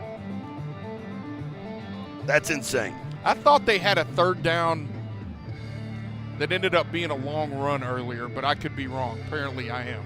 And that's not unusual, ladies and gentlemen. No, it's not. No, it's not. So 3rd down and 4 here facing Harding. Southeastern trying to hold them to just 3 points if possible. Or better yet, no points at all. Well, and now that they've used that timeout, they don't have a way to stop the clock, and they're moving it up to 31 seconds. Of course they are. So now that they've got 31 seconds, they got to get the first down here, or you've got an opportunity to get them stopped. Harding for the season, they convert on 3rd down 53% of the time. They were 3 of 8 on 3rd downs last week. Keelan under center. Keeps, toss, Braden Jay. Crunch, stays on his feet and down, and he's down at the first down. Clock stops for the spot. Now should continue to run here. The ball has already been spotted. Now it's running, and they spike it into the ground. 21 seconds as Dylan Seabach getting a little crossways with Mike Erickson. And with that spike, it's 2nd down, gain of 4 on the play there. Braden Jay's shortest run of the night. Clock stopped with 21 seconds remaining. In an interesting way that they've got to try to manage the clock here. Spiking the football so they give up a down, although to your point, they've had 1 3rd down in this first half. So Keelan sliding up under center. Franklin now in motion to the left. They sweep it to his direction, out to the edge, bounces off of Joseph Jones. Dway unable to get him down, and then he's finally strung out on the far sideline. That tackle made by Bryant Watts, the Medill native, played his high school days in Kingston, and 15 seconds remain here in this quarter. It's 3rd and short. Well, we talked about tackling, and you got to be physical. Certainly physical there, but did not wrap up and finish that tackle. Had an opportunity not only to bring him down, but bring him down inbounds. Now, clock stopped on this 3rd down. Keelan under center again. This time they'll hand to the fullback Miller. And interesting call there because now they're running out of time. Will they have time to get up and spike it? They can't spike it. Keelan, yeah, because it's 4th down. They'll just have to let time expire. So the decision to hand to the fullback in that situation, one that I'm not sure that Keelan, I don't know if he had it in his head there because he just made an ill-advised decision. Maybe if they get the 1st down, maybe that's what you're thinking, we're going to get it, but nonetheless. Well, I think he lost track of the downs because he had the spike on 1st down that made it 2nd and 10. Then the run, and you're 4th down. You can't spike it right now, and you could see the coach telling him that. Not managed well there. That's kind of a crazy way to end the first half. 21-7 our score. Southeastern has moved the ball in this game as to this point they have gained 184 yards of offense. They have been inside the red zone twice, come away with points once. They have been to the 30 twice, or 3 times at least, and have come away with points only once. That's why they find themselves down 21-7 here as we head into the Choctaw Nation of Oklahoma halftime show. We'll get to it after this on the Southeastern Sports Network. The Choctaw Cultural Center is so much more than a museum. It's an adventure. Hear the living stories of our vibrant people and walk in the footsteps of our ancestors. Understand the ways of the warrior, then let your inner child play. Learn a delicious new skill or eat your fill at the cafe. We can't wait to welcome you into our dance circle. Explore and discover the past, present, and the future of the Choctaw people. Plan your visit today at ChoctawCulturalCenter.com. Life is yours to spend. Spend it apart. Spend it together. Spend a little now. Spend a lot later. Spend it fearlessly. Spend it faithfully. First United Bank. Spend life wisely. Shelburne Heating and Air is the choice for all your residential and commercial needs. Service and installation on brands you know and trust. Carrier, Trane, Luxair, Mitsubishi, and American Standard. Shelburne Heating and Air specializes in optimizing the performance of your heating and cooling system. Here to help you improve your indoor comfort. Shelburne Heating and Air, your locally owned heating and air experts. For contact info, visit shelburneheatair.com. What's your something? My something is getting my very first apartment. My something is staying on the cutting edge of the tech industry. My something is to make a difference. What's your something? My something? Making every plate a work of art. There's something for you here. Find your something at careers.choctawnation.com.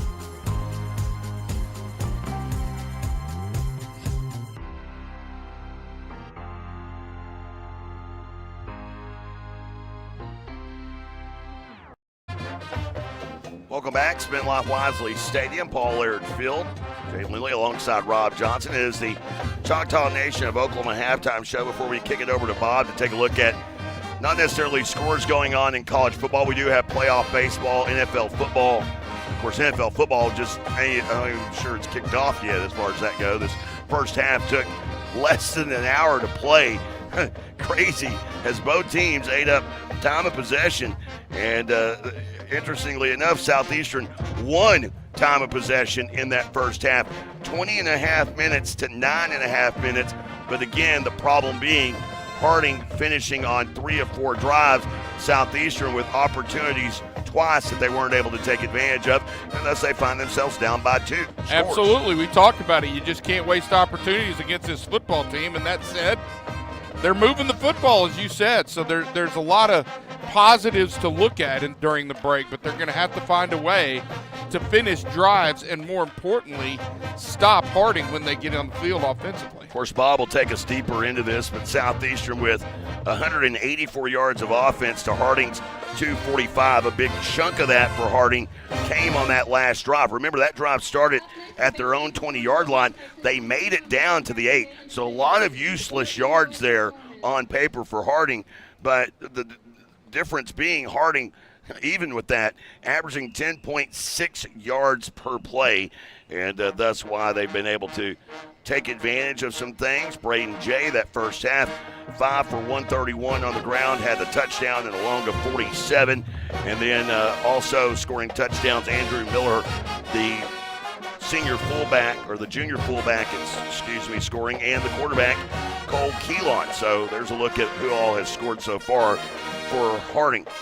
Bob is going to take you with a deeper look of those stats here in a minute. He's going to take you around what's coming up in the GAC this weekend. Some interesting games, including Arkansas Monticello at Oklahoma Baptist. That an afternoon kickoff. Also, you have Arkansas Tech at East Central after East Central was decimated a week ago. See if Tech can take it on the road, even though their offense struggled as well. So Bob will take you through a look at some of what's going on in the GAC as we continue on in the Choctaw Nation of Oklahoma Halftime Show. To find out how together we're more, visit ChoctawNation.com. Looking for the perfect spot to unwind? Blue River Valley Winery is the place to be, with breathtaking views, amazing food, and unforgettable wine. It's the perfect escape, whether you're planning a wedding, a family gathering, or just a peaceful afternoon. We've got something special for you. Come visit us at Blue River Valley Winery, located on Sawmill Road in Caddo. Be sure to follow us on Facebook, Blue River Valley Winery.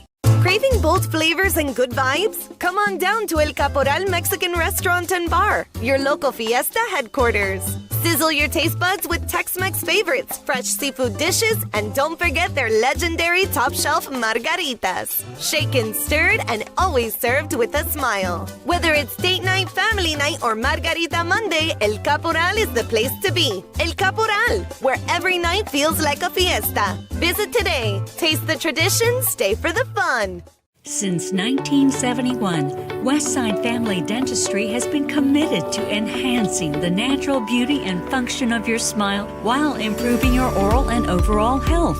Using state-of-the-art technology, our friendly staff will take care of all your needs, from routine care, crown and bridge, implants, and even orthodontics, including Invisalign. Westside Family Dentistry is the premier choice to create beautiful, healthy smiles for the whole family. The Pick 6 meal for 2 is back at Buffalo Wild Wings of Sherman. Choose 2 entrees, 2 sides, and 2 fountain drinks for just $19.99. Dine in only. Some restrictions apply. Pick 6 meal for 2, perfect for all the games or just hanging out. All with 1 giant screen and 45 50-plus-inch TVs, so you never miss the game. Open 11 to midnight Sunday through Wednesday and 11 to 1 Thursday through Saturday. The $19.99 Pick 6 meal for 2, only at Buffalo Wild Wings inside the Sherman Town Center. Halftime here at Paul Laird Field and Spin Life Wisely Stadium as the Harding Bisons, rated number 2 in the nation, lead Southeastern 21-7. It's been a competitive first half as Southeastern had a few chances and come up just a little bit short. But big play offense by the Bison in the first half. Jay mentioned some of the stats. We'll first go over the scores. So obviously nobody else in the GAC is playing this tonight. All the games are Saturday, including Northwestern at Henderson State, a 1 o'clock kickoff in Arkadelphia. Arkansas Monticello at Oklahoma Baptist, 2 p.m. in Shawnee. Ouachita Baptist at Southern Nazarene, 2 p.m. at Bethany. Arkansas Tech at East Central, 2 p.m. and that's in Ada. Southwestern at Southern Arkansas, that in Magnolia. So that's the GAC schedule coming up this week. We do have one NFL game tonight, which it's just about to get underway. The Giants hosting the Eagles. And in college football, there's a few games. So far, there's I don't have any updates on scores, but none of the top 25 teams are in action. Coming up tomorrow night, North Texas has sold out their game, their home field for the first time. They're hosting number 24 South Florida, the Bulls, and that should be a lot of fun. But on Saturday, 11 a.m., it's number 1 Ohio State, number 17 Illinois. Also at 11, it's Alabama on the road at Missouri. That's number 8 and 14. And, of course, the OU-Texas game. It's not Texas-OU. O becomes before T, people.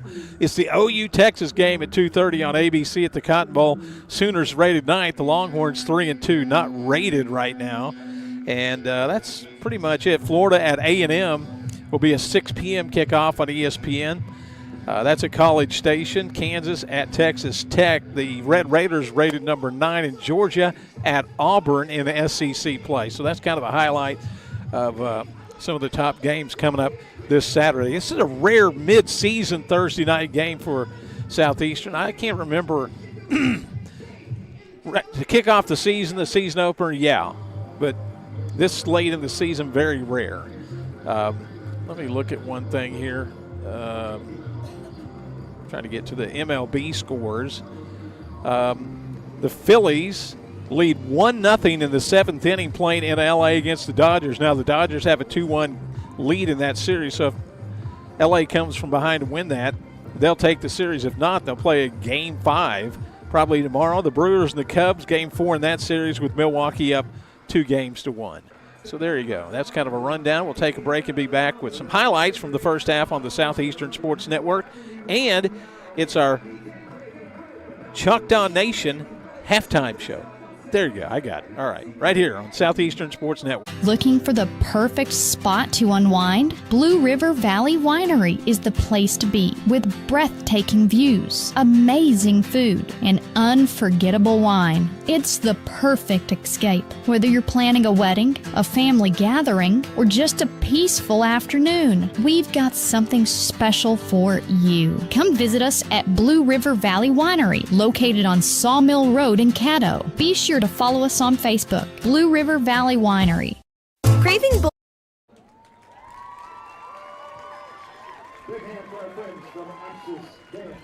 It's time to fill your cauldron with cash, because this October at Choctaw Casino and Resort Durant, we're giving away over $1 million in cash during our Halloween giveaway. Play with your Choctaw Rewards Club card all month long to earn entries for your piece of the prize with hourly drawings every Saturday from 6 p.m. to 1 a.m. There are no tricks, only treats in the $1 million Halloween giveaway. Only at Choctaw Casino and Resort Durant. If college is in your future, then scholarship applications should be too. Visit ChoctawFoundation.com for dozens of scholarship opportunities. Whether you're a high school senior or pursuing a doctorate level degree, Choctaw Tribal members will find competitive scholarships for every level of education. Applications for the Choctaw Foundation open on January 15th, but you can start planning now. For more information, visit the scholarship page at ChoctawFoundation.com. That's CHAHTA Foundation.com. At Excel Therapy, our expertise extends beyond sports. We also offer dedicated rehabilitation for seniors, helping you maintain mobility and independence. Plus, we provide effective workers' comp rehabilitation to support a speedy return to work. With clinics in Ardmore and Durant, Excel Therapy is the community's trusted choice for top-quality orthopedic and sports medicine care. Visit exceltherapyok.com to learn more. Excel Therapy, where we excel at helping you excel. When you're dealing with an insurance company, you're already behind the 8 ball. And the only way to get a level playing field is to hire an attorney. We treat each and every case and each and every client as if they are a friend and neighbor, because that is how we view them. You'll get the best service. You're going to have the best people working on your case. That I can promise. Burridge Law Firm. Call 580-920-0700 or visit burridgelaw.com. It is the Choctaw Nation of Oklahoma halftime show. Hope you're having a good Thursday evening. Rare mid-season Thursday game as Harding leads Southeastern 21-7. It's been an interesting first half. Let's look at some of the highlights. The Bisons got on the scoreboard first when their quarterback ran it in. Actually, this is him being sacked. So that was a big defensive play for the Savage Storm on that one. It was 7-0. Here's a long pass. You can see Kobe Jennings make a fantastic catch over 2 defenders for Southeastern. The ball actually he caught it, lost it, caught it again before he hit the turf, which was kind of amazing. And then Southeastern took advantage on a run by Lockhart as he started inside, cut back to the outside, and he takes it in from 21 yards out. That made the score 14-7 at the time. Also delivers a big blow. He showed his speed on that play. Watch this blow at the end here. Boom. And so Southeastern got on the board. And then the Bisons got a touchdown. Nice run here. Second, you can see the replay. Second touchdown of the ball game for Braden Jay. And that made it 21-7, and that's how the half ended. Even though the Savage Storm will look at some of the stats, you can see he coasts into the end zone now. Nobody around. Looks around at, hey, where is everybody? Okay. So those are the highlights from the first half. Savage Storm trailing 21-7.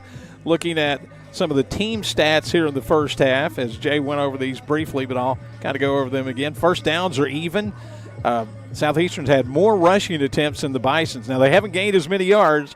Harding has 204 on the ground to 103, but if you look at total yards, 245 for the Bisons and 184 for the Savage Storm. Jay mentioned that. We'll look at some of the individual stats now as we'll look at Southeastern first. And I hope you can see that clearly. Quarterback for the Savage Storm, LeVay Duncan, 3 of 9 for 81 yards. The long was 47. The top receiver, Kobe Jennings. Duncan, the leading rusher, carried it 13 times for 50 yards. And Lockhart had 31 yards rushing in the first half. And I'll put Harding's stats. I'll try to put their stats up on the screen here if I can do that. And I'll try to give you those real quick like as well. Juggling 2 or 3 things here. Quarterback is Keelan is 2 for 2 passing. I thought he had 1 incomplete, but I'm not sure about that. Maybe didn't count for some reason. But top individual, Braden Jay, who's outstanding, 5'9" senior out of Cabot, Arkansas, had just 5 carries but gained 131 yards. That's been the majority of the offense for the Bisons, as they lead at 21-7 here at halftime. And we'll take a break and be back for the start of the second half as the Choctaw Nation of Oklahoma halftime show will wrap up in just a little bit here on the Southeastern Sports Network. It's time to fill your cauldron with cash, because this October at Choctaw Casino and Resort Durant, we're giving away over $1 million in cash during our Hollow Win giveaway. Play with your Choctaw Rewards Club card all month long to earn entries for your piece of the prize with hourly drawings every Saturday from 6 p.m. to 1 a.m. There are no tricks, only treats in the $1 million Halloween giveaway. Only at Choctaw Casino and Resort Durant.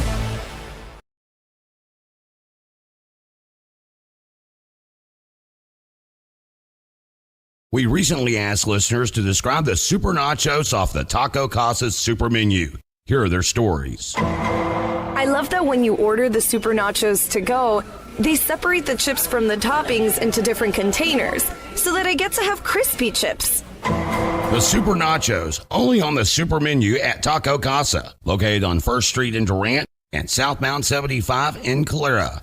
Taco Casa, real fresh, real food, real good.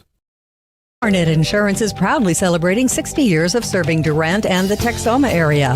That's 3 generations of family ownership looking out for your insurance needs. Rates for home, life, auto, and commercial that fit your lifestyle and budget. At Arnett Insurance, you'll find 10 licensed agents with over 270 years of experience. Locally based agents that work with a variety of insurance companies give you the best options available. Located at 1116 West Main in Durant, it's Arnett Insurance and ArnettInsurance.com. Shamrock Bank is an employee-owned company based in southeastern Oklahoma. We are a proud sponsor of Savage Storm Athletics. Many of our employee owners are alumni of Southeastern and know firsthand the opportunities higher education can bring. Our success is tied to the success of the communities we serve. Come see the difference employee ownership makes. At Shamrock Bank, you are more than a customer, we are more than a bank. Shamrock Bank, member FDIC. Dive into the new Ultimate Trio at your neighborhood Applebee's of Durant, where every combo is a winning play. Pick, mix, and score for just $14.99. Who will you draft? Will it be chicken quesadillas with chipotle lime salsa or boneless wings with house-made ranch or blue cheese? With 10 apps and 10 dips to combine, any combination could be the winning play. The Ultimate Trio, only at your neighborhood Applebee's of Durant, 1001 Westside Drive, open till midnight Sunday through Thursday and open till 1 a.m. Fridays and Saturdays. Wrapping up the Choctaw Nation of Oklahoma halftime show, Jay Lindley alongside Rob Johnson. Have to give a shout out to Southern Arkansas play-by-play guy Dan Gregory, who apparently watching this from afar in a lot more comfortable setting than what we have here at Pollard Field. And it's a perfect segue as we recognize Dan. We recognize the storm forecast brought to you by the Wine Cellar. Don't show up empty-handed, show up legendary. The Wine Cellar Liquor Store, Radio Road in Durant. Drink better, celebrate more, celebrate responsibly. Rob Johnson, let's take a look back at the forecast. I'm going to start using that on you. Don't show up empty-handed, show up legend. I'm going to start using that. Offensively, we wanted to be efficient. I mean, that was a huge key. We had to come out and try to win the line of scrimmage. You've seen Southeastern move the ball, so at least partial credit on that one. They've absolutely been efficient, just haven't been able to finish drives, and they've lost out on some opportunities, which we said they could not do.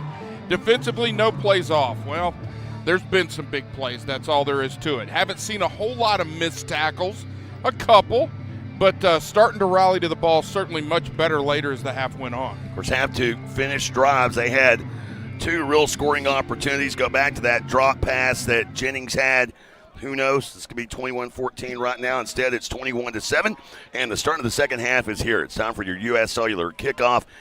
It's Life in Us mode, the 10K giveaway. Visit giveaways.uscellular.com. The end-over-end kick. Drifting to the right, fielded at the 10, brought out over the far side, now cutting back to the middle, stops, pivots over the 20 and down to the 24. That's where Harding will begin this drive. Another fun fact of this game, that first half took an hour. Halftime took a third as long as the first half took. That's what happens when both teams are running the football and moving, and it's been a clean game so far. No penalties really to speak of. Had the one procedure penalty on Harding on the extra point attempt. Other than that, it's been really nothing. So here comes Cole Keelan to begin this second half on a drive that begins at his own 24-yard line. Shifting along the defensive front again. And now they'll send Christian Franklin in motion. He breaks loose, got away from a tackle. He's up the right sideline, and he's going to leave everyone in his wake. 15, 10, 5, end zone. Well, there's your first real missed tackle of the day, and the end result is a 76-yard rushing score for Christian Franklin. It is the longest rushing score he's had this season. No sooner do we get it out of our mouths as we revisit the keys than there it is, a missed tackle out here on the edge. And once that happens against this offense, you're in trouble, and he turned on the speed and finished it. So Franklin, who had several carries in the second quarter after going throughout the first without a touch, he has his first rushing score of the night, and we've had four different players score in this game for Harding. We step aside, Southeastern with the ball, but in a three-possession hole after this on the Southeastern Sports Network. Durant True Value Lumber is more than a hardware store. They're your community partner. From DIY projects to complete home builds, Durant Lumber has everything you need. Quality lumber, plumbing supplies, hardware, that perfect paint color, and all your home and garden essentials. The Durant True Value Lumber staff are your neighbors, always here for you with expert advice. Durant True Value Lumber is in the heart of downtown Durant. Durant True Value Lumber, your Durant family-owned True Value store. Cherokee Communications believes good things come in threes, like three-pointers, epic movie trilogies, and great home service. That's why Cherokee offers HD TV, high-speed internet, and home phone. And right now, you can get any service or all three for one low cost. Get HD TV, internet, and home phone from Cherokee Communications and score 3 for the home team. Visit CherokeeCom.com today. Welcome back, everyone. Paul Laird Field, Jay Lindley alongside Rob Johnson. Rob, I'll handle this Texoma Chevy Dealer scoring drive recap. How about that? That's one play of you. Yeah, one play, 22 seconds time of possession because they took over at the 15-minute mark. I can tell you, the run didn't take that long. 76 yards to the house for Christian Franklin, and just like that, the number 2 team in the nation is up 3 scores, 28-7. It is Chevy Truck Month. Be sure to visit your local Texoma Chevy dealers to find the Silverado, Colorado that is right for you. Chevrolet, together, let's drive. Your U.S. Cellular kickoff. It is a left to right, north to south kick. End over end it goes, and calling for a fair catch, Andre Williams at the goal line, and Southeastern will take over here, trying to put together something like they did in the first half. They were able to move the ball efficiently, 184 yards of offense, and that's one of the other things you look at. Hey, they averaged 5.5 yards per play in that first half. This is a defense that is second in the nation, allowing 3.4 yards per play. You did what you needed to do. You did it all, but you didn't score. Exactly. That's the bottom line. You moved the ball, you didn't finish. So now at the 25-yard line, that's where Southeastern will begin. We'll do a weather check after this, brought to you by Shelburne Heating and Air. Right now, though, it's LeVay Duncan sending Gabe Corona in motion across the formation. Duncan makes one man miss on the quarterback keeper and then is corralled and dropped for a loss of 1 to the 24. As Rob, things have cooled off a little bit now that the sun has dropped in Durant. Well, we started at 82 degrees. We're down to 76. So it's cooling off a little bit. Still absolutely clear. Wind at 6 miles an hour. It's a beautiful night for football. Just needs some more Savage Storm points. Of course, that brought to you by Shelburne Heating and Air. While you may sleep with the windows open tonight, it'll be soon enough. You might need to check that heating and air unit. Visit ShelburneHeatAir.com. Your local heating and air experts, Shelburne Heating and Air. Duncan to pass on 2nd and 11. He's flushed back up into the center of the pocket, and he's going to be dropped for a sack. Getting back there was the linebacker, Jordan Mays. Also there for the tackle was Sobzak, the 6'6", 260-pound junior. And so Southeastern with 2 snaps and minus a yard each play. It's 3rd and 12. You just had 2 receivers out in the route there, and they were both covered very well. So Duncan looks out to the left at the short guy. The long guy doesn't see either one of them open, tries to get what he can. Now you got a 3rd and very long. Southeastern 9 of 17 on 3rd downs last week. They're 4 of 8 here this evening. Corona in motion, left to right across the formation. Duncan wants to pass, airs it out. Jump ball for Jennings. This one, there's a flag thrown over here on the near side. Interference, I believe, coming on Tony Wiseman. Yeah, Too bad that wasn't called on Wiseman exactly on the other possession where it happened in the end zone. You but took the words out of my mouth, but all the same, that should give Southeastern a big first down here to allow them to continue this drive.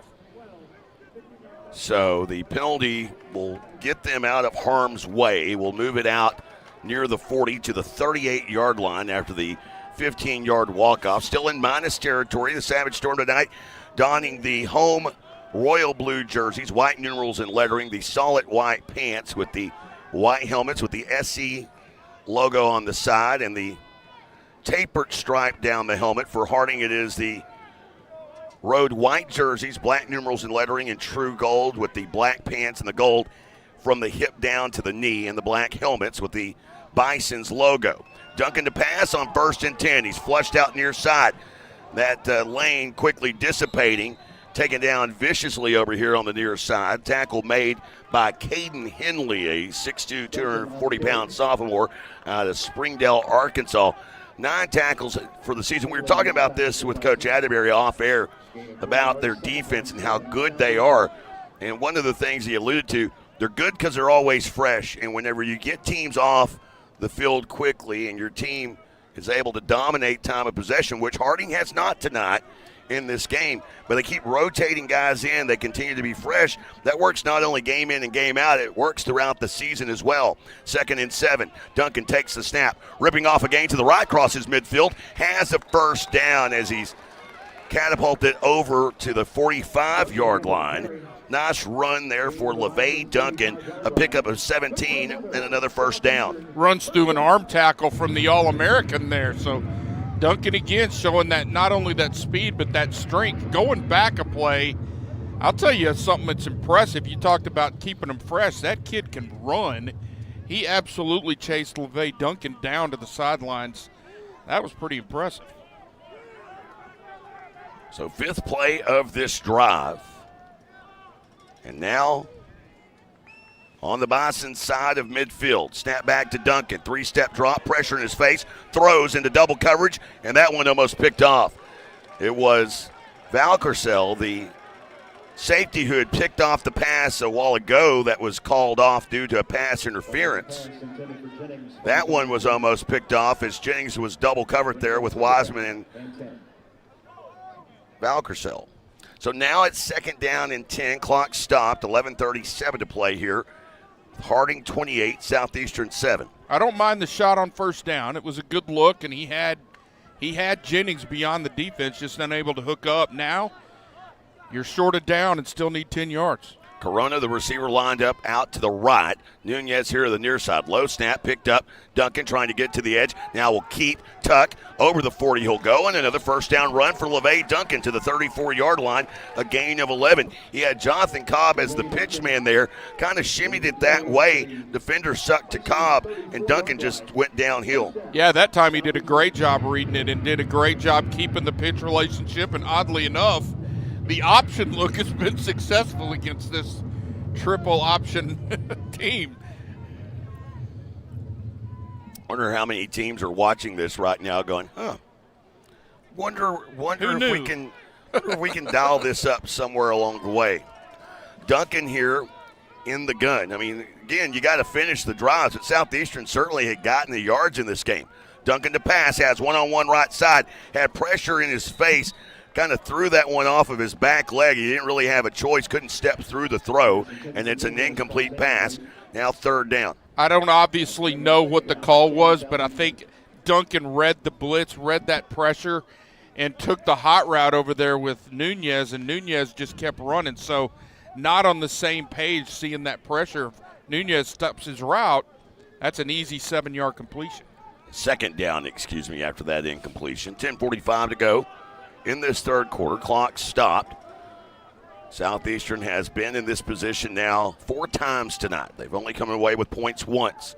Duncan receives the snap, handoff. Donovan Shannon, right side run, keeps pushing backwards. Great job. He kept his legs moving even with his back to the north goal line, kind of that backward sled push over the 30-yard line. It's a gain of 4. And it makes it 3rd and a manageable 6 here, 9th play of the drive. That's where that leg work in the weight room pays off a little bit there. He had leverage on the linebacker, kept the legs moving, added another yard to the run that wouldn't have otherwise been there. Savage Storm began this drive with 14:38 to go in the 3rd. Closing in on the 10-minute mark, it's 3rd and 6. As Duncan takes the snap, tries to break an arm tackle, and nothing was there. He had Shannon out. And now shaken up is Reagan Wade. That's not a good sign. No. As, again, more offensive linemen on this team that found their way in the training room more than any other year I can remember. Yeah, and he's calling for a replacement, it looks like, but I'm not sure there is one. I'm not laughing. I'm just saying, at this point, they're kind of looking at him saying, you got this, bro. Hang in there. Southeastern going for it on 4th down here. They've done that 3 times tonight. They've converted only once. Duncan, an early movement there. False start called on Southeastern. So they had Harding jumped. Don't know who the culprit is. Coach Adbury in the ear hole of a line judge over here on the near side. Yeah, both defensive ends came across the neutral zone, but obviously they were drawn by an offensive player. I didn't see which one. So now 4th down and 11. Of course, down by 3 scores, it doesn't hurt to go for it here at all.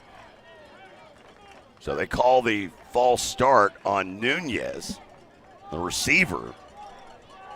Okay. I believe the argument that Bo would have is, well, the defensive ends were already over there in the neutral zone anyway. Duncan receives the snap. Play action pressure off the edge. He eludes that pressure, slants, fires, deep, has Jennings double covered. Jennings comes up, tries to play defensive back. It is picked off inside the 5 by Valkersel, but it is a tackle for Jennings, and Harding will have it at the 3-yard line. You see Duncan escape out here on the replay, and he's just unable to get – had pressure coming against him, and he's unable to get everything behind that, and safety just basically made a fair catch there. I don't know that you could have punted any better than that. No. So, frankly, he would have been better off to drop that interception on a 4th down, but chose not to do so. At least you got them back at their own 3-yard line. Hopefully you can take advantage. Valkersel's second interception of the season, by the way. Comes with 8:49 to go in the third. Harding leading by 3, scores 28-7. From their own 3, they hand off to the fullback, and it's Billings who wrestles him down at the 5-yard line. Not a lot going there for Andrew Miller, who has a rushing score in this game. Miller for the evening, now 8 carries for 29 yards and a score. Harding always seems to have a fire hydrant to put at that fullback spot, going all the way back to a couple of record-setting ball carriers. Yeah, Cole Chansey would be the guy you speak of, the GAC's all-time leading rusher with 5,100-plus yards and 66 rushing touchdowns. This time, Cole Keelan keeps it on his own, goes to try and hurdle a man, is making that tackle. Datarian Johnson comes down at the 16-yard line. It's a 11-yard gain and a first down, so Harding getting out of the shadow of their own end zone, still short of the 20-yard line. Clock now rolling, under 8 to play here in the third. As 28-7, Harding in control. They took control early. They scored on their first 3 possessions of the game. Southeastern was down 14-0 when they scored to make it 14-7. Harding immediately slashed right back, made it 21-7 at the half. They scored on their first play from scrimmage here in the second half.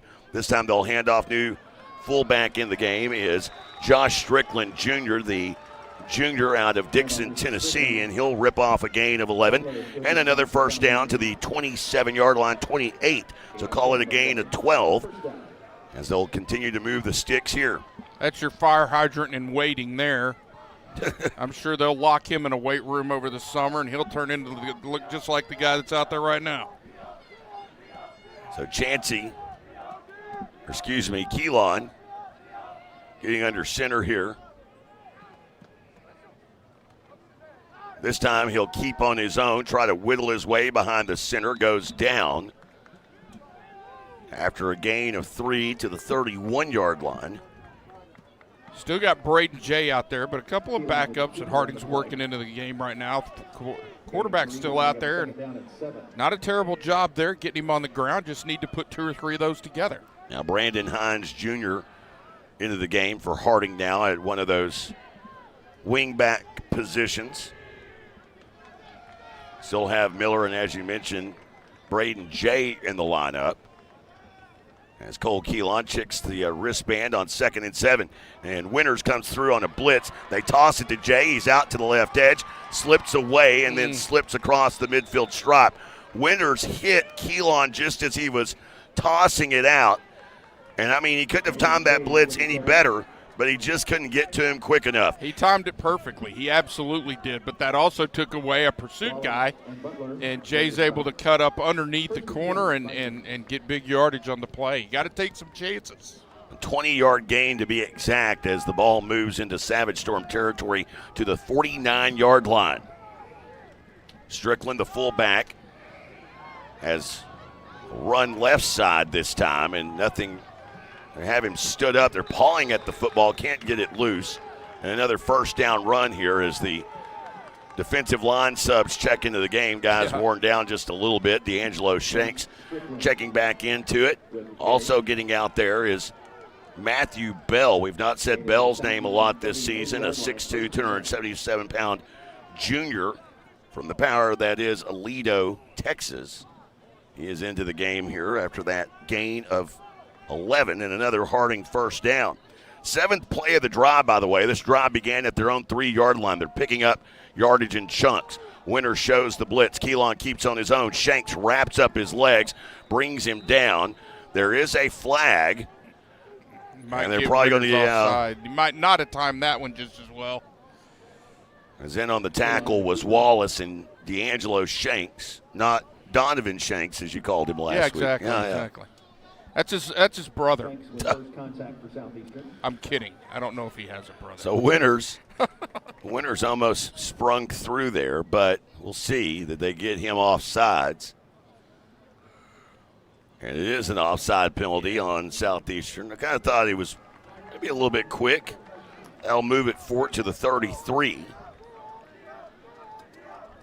Coach Adbury down here explaining to this line judge that perhaps he might have missed another one earlier. Although I suspect he's putting it a little differently than that. He's pretty much on it right now. So they move the ball to the 33-yard line. You may be talking to a very hoarse Bo Adbury postgame here. Keelan checking out the wristband here. As Harding trying to put this game in a stranglehold. Toss sweep out to the left edge as Braden Jay slides away. Has a first down, scamper inside the 30. They'll mark him out at the 26-yard line. Gain of 7 on the play. You keep the chains moving. Another first down. It's been remarkable here in this game. Harding has had just 2 third downs the whole game. And one of them came at the end of the first half when Keelan really misappropriated his time there a little bit. Might have cost him a chance at points. Well, it certainly cost him a chance at points with the field goal kicker they have. But nonetheless, those are the only third downs they've had. They came on the final drive of the first half. They'll hand off here. Andrew Miller, the fullback, tumbling over the left hash and over the 25 down to the 22-yard line. This drive will go over 5 minutes right there. And looking at play number 9, this is one of those back-breaking kind of drives. Gain of 4 on the play, 2nd and 6. For Southeastern playing a little bit beat up right now. Zion Carter, we just saw on the replay monitor, the big 6'2", 236-pound redshirt freshman. Carter hailing from Klein Oak High School down in the Houston area. Again, they blitz and they switch it out to Jay. Has the edge, pass Wallace, and he's hit as he goes into the end zone. They haven't marked it, and now they call it a touchdown. A very late touchdown signal on the far side of the field. But Braden Jay has rushed for his second score of the game, and with that rush, he has now gone for 180 yards rushing. He needed 63 coming into today to move to 5th on the school's all-time rushing list, over 3,000 yards rushing, and he certainly put an exclamation point on that number tonight. Leak for the extra point into the South uprights, and this one is good. 35-7, 3:10 to go in the third. Savage Storm football continues after this on the Southeastern Sports Network. The Choctaw Cultural Center is so much more than a museum. It's an adventure. Hear the living stories of our vibrant people and walk in the footsteps of our ancestors. Understand the ways of the warrior, then let your inner child play. Learn a delicious new skill or eat your fill at the cafe. We can't wait to welcome you into our dance circle. Explore and discover the past, present, and the future of the Choctaw people. Plan your visit today at ChoctawCulturalCenter.com. There's something about Texas and Chevy. The Colorado, the Silverado 1500, the Silverado HD, and the Silverado EV. A Chevy lineup designed to tackle what Texans take on every day. It's Chevy Truck Month, and now get $6,350 total value on this Silverado. Plus, Texas residents can get $3,000 bonus cash on Silverado LT models. Just in time for a Texoma Chevy dealer scoring drive recap. Here's Rob Johnson. 9 plays, 97 yards, and 5 minutes and 35 seconds off the clock. Jay with his second touchdown run of the night. This one from 22 yards out, and that one stings. Harding has all the stats in the world. For some reason, good friend Mr. Scott Good does not have long drives in his stat pack. I'd like to know if that's the longest drive they've had this season. It might very well be, as far as distance goes, a 97-yard drive, and now up by 4 scores with only 18 minutes and 10 seconds regulation remaining here in Durant. So Magnus Leak for your U.S. Cellular kickoff. It is a left-to-right kick, and this is a line drive wobbly kick, and it skips past Lockhart into the end zone. Well, if you're a Savage Storm fan right now tonight, not really going your way. But I'll tell you what, U.S. Cellular, they have a deal for you, and you could take advantage of this. You can enter in the 10K Life in Us Mode sweepstakes. It is your chance to win $10,000. Yes, even you, Dan Gregory in Magnolia, Arkansas, you can sign up. Visit giveaway.uscellular.com. Make your play today, and who knows, you could win $10,000. The contest will conclude 1/31/26. You can visit U.S. Cellular for more details. Might have to set down what's in your hand, though. Good point. Good point. Just a heads up, but not for long. Doesn't take long. No, it's three button clicks. 3 clicks, my friend. Pretty simple. So we have a media timeout here after, and we'll take that opportunity to tell you about our friends at Choctaw Casino Resort Durant. It is a big month of concerts out at the Choctaw Grand Theater already. Foreigner, they've been to town. They were here last week. Tomorrow night, Keith Urban. Guess what? Show's sold out. If you're into alt rock, this is your weekend. Cage the Elephant on Saturday night. I shall be there, Rob. And then on Sunday, Breaking Benjamin and 3 Days Grace. If country's your thing, well, Bob Sullivan's October 17th. You can catch Travis Tritt. There you go. Or if you're into New Age Tech DJ, they got Kygo coming on October the 18th. You can visit Choctaw Casino/events or ChoctawCasinos.com/events. New Age DJ Tech? Is that what you said? Yeah, it's kind of it's more of a, it'd be like a party, it'd be like a rave. Okay. At the Grand Theater. There you go. All Your right. daughters would be into it. No, I'm sure ask they her, ask her if they know who Kygo is. So we're back here, and we're focused on this. Was a 4-score deficit. Southeastern will begin at their own 25.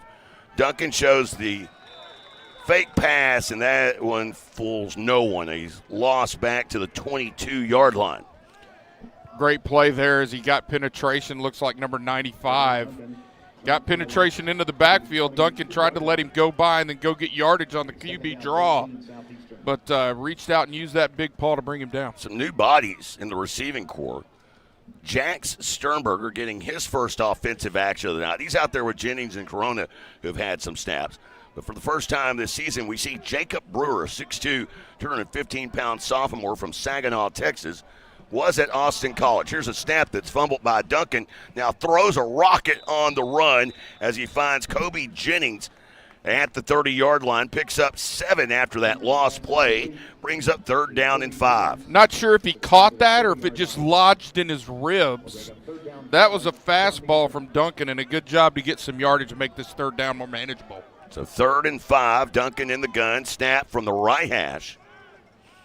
Has 3 receivers out here to the left with Sternberger, Corona, and Brewer to this side. Jennings, the receiver, all alone to the right. And 2 safety coverage here. Duncan receives the snap, looked to try to run, and nothing went there. That was a lost play back to the 29-yard line, and likely looking at a punting situation here now. They've gone for it on 4th down several times tonight. Clock stopped for some reason. Well, the clock stopped because a Harding player lost the headgear. That was Carter Zimmerman. Gotcha. I believe. Well, I say that. He's listed as a quarterback, so I'm going to say no. Harding has a bunch of double numbers, Yes. and yes. I don't think maybe Matt missed out on that double number. Of course, if you ran all of Harding, you would have to like double up the length of this the roster sheets that we have here. They brought 7 buses or something. Not quite that much. I'm kidding. But it is now 4th down and 6. And Duncan looking as though he's going to go for it. Claps his hands, receives a snap, steps up, goes long, right side, picked off. Snagged out of the air, an acrobatic interception on the far side by the defensive back, Luke Martin. So Martin, the safety, junior from Dickinson, Texas, his first interception of the season, and that gives Harding the ball back just near midfield. They'll have it at their own 47-yard line. 2 deep safety look. The safety's watching the quarterback's eyes the whole way. He's able to get over there and make the pick. However, that's the 2nd interception, both on 4th down, that Harding both would have been better off if they dropped him. But he didn't, so it's the 2nd interception of the night. Which the second one, the one you spoke of a moment ago, they did drive it 97 yards. Yeah, I don't think they care about field position. Take that, take that into account. I think they're fine. New quarterback in for Harding as well. As in here at QB is Malik Young. Young, who saw some action a year ago, the 6'1", 220-pound junior, picks up 3 yards to the midfield stripe. Injured player. And there is a shaken-up member of Southeastern on the field. We'll go ahead and take a quick injury timeout. It's Bryant Watts. Back after this on the Southeastern Sports Network. Steubenville Chevrolet in Durant is proud to support Savage Storm Athletics. And with the same pride, resilience, and strength as Savage Storm fans, Steubenville Chevrolet is proud to be Durant Chevy dealer. When you need a new car, truck, or SUV, the Steubenville team is ready to find your perfect tailgate vehicle. No need to leave town to find what you want. Stay local, buy your Chevrolet the Steubenville way, and go Savage Storm. We recently asked listeners to describe the super nachos off the Taco Casa's super menu. Here are their stories. I love that when you order the super nachos to go, they separate the chips from the toppings into different containers so that I get to have crispy chips. The super nachos, only on the super menu at Taco Casa, located on 1st Street in Durant and southbound 75 in Calera. Taco Casa, real fresh, real food, real good. Toss sweep, big hit, far side of the field, and a crunching blow gives the ball back to Southeastern. Lit up over on the far side of the field. They ran with the backup wing back, and it was Sam Mitchum who took the brunt of a blow in the first takeaway of the night for Southeastern. Wow, credit the safety for coming up there, and if he'd roll over and let me see his number, I think it's Grissom. Number 24 that comes up right here, and he comes up. We said tackle with physicality. He did right there. The ball comes loose, and Southeastern able to get on it and stop this Harding Bison's offense for the first time tonight. And it was Grissom, and it was a helmet-on football contact there. That ball came springing out, and Seabach with the recovery. And, well, Southeastern, they have it back and have it in plus territory. Could they make things interesting here? First takeaway of the evening for the Savage Storm with 44 seconds to go. Here in the third, new quarterback in is the true freshman, Basinger. He'll hand off right side run, Jonathan Cobb. And welcome to college football, young man. Your first career snap, a handoff to Jonathan Cobb. It is a gain of 2. And this is a change from many years ago. The kid can get out here, get a little game experience, not have to remove the red shirt. So Trip Basinger, true freshman, Liberty Yalu High School around Texarkana, played earlier in Hooks, I was told. Met his grandpa in the parking lot earlier tonight, interestingly enough. He'll hand off here, Cobb, right side run. And now the ball pops out the other way. And Harding says they have it. It's one area Southeastern has struggled this season.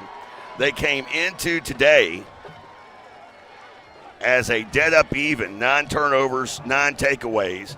They had 2 interceptions in this game. They had just gotten a takeaway back, and they give it right back. Fumbles have been the biggest problem, not interceptions. They had 8 fumbles, 4 of those lost as the quarter comes to an end. 35-7, Harding takes it right back. They'll have the ball when we return after this on the Southeastern Sports Network. When you're dealing with an insurance company, you're already behind the 8 ball. And the only way to get a level playing field is to hire an attorney. We treat each and every case and each and every client as if they are a friend and neighbor because that is how we view them. You'll get the best service. You're going to have the best people working on your case. That I can promise. Burridge Law Firm. Call 580-920-0700 or visit burridgelaw.com. What's your something? My something is getting my very first apartment. My something is staying on the cutting edge of the tech industry. My something is to make a difference. What's your something? My something? Making every plate a work of art. There's something for you here. Find your something at careers.choctawnation.com.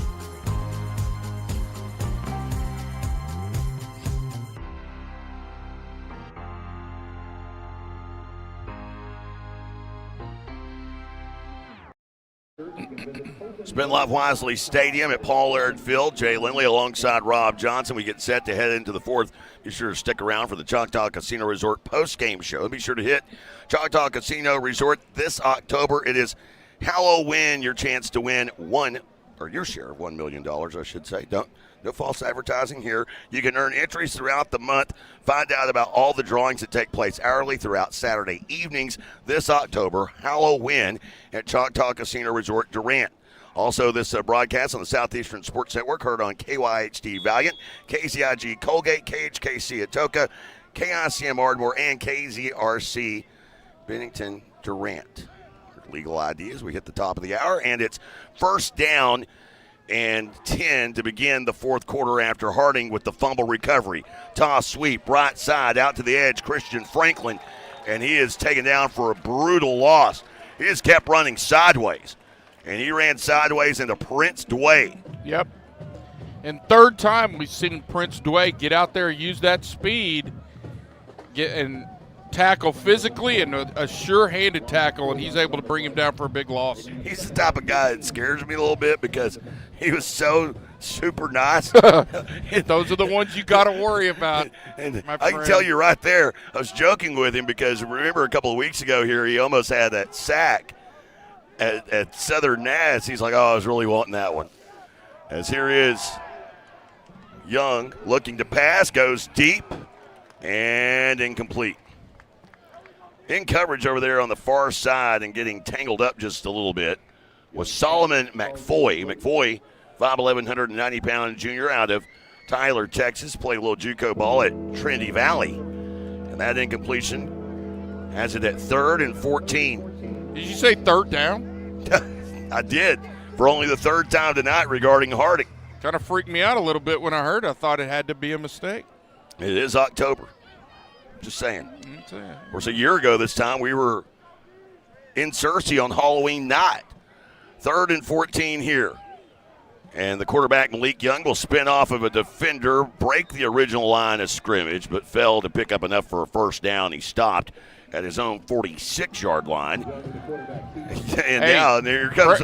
Credit this defense now on a sudden change, turnover, and they're able to come out and get Harding off the field. At least it appears they are. And for Rob Johnson, your Nito stat of the week. How many times has Luke Mamana punted this season?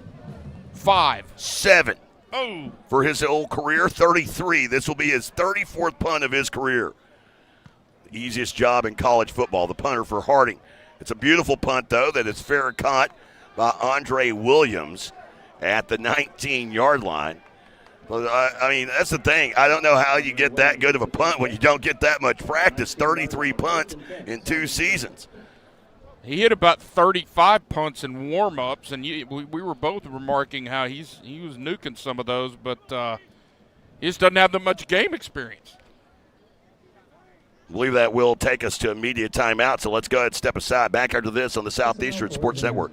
Since 1971, Westside Family Dentistry has been committed to enhancing the natural beauty and function of your smile while improving your oral and overall health.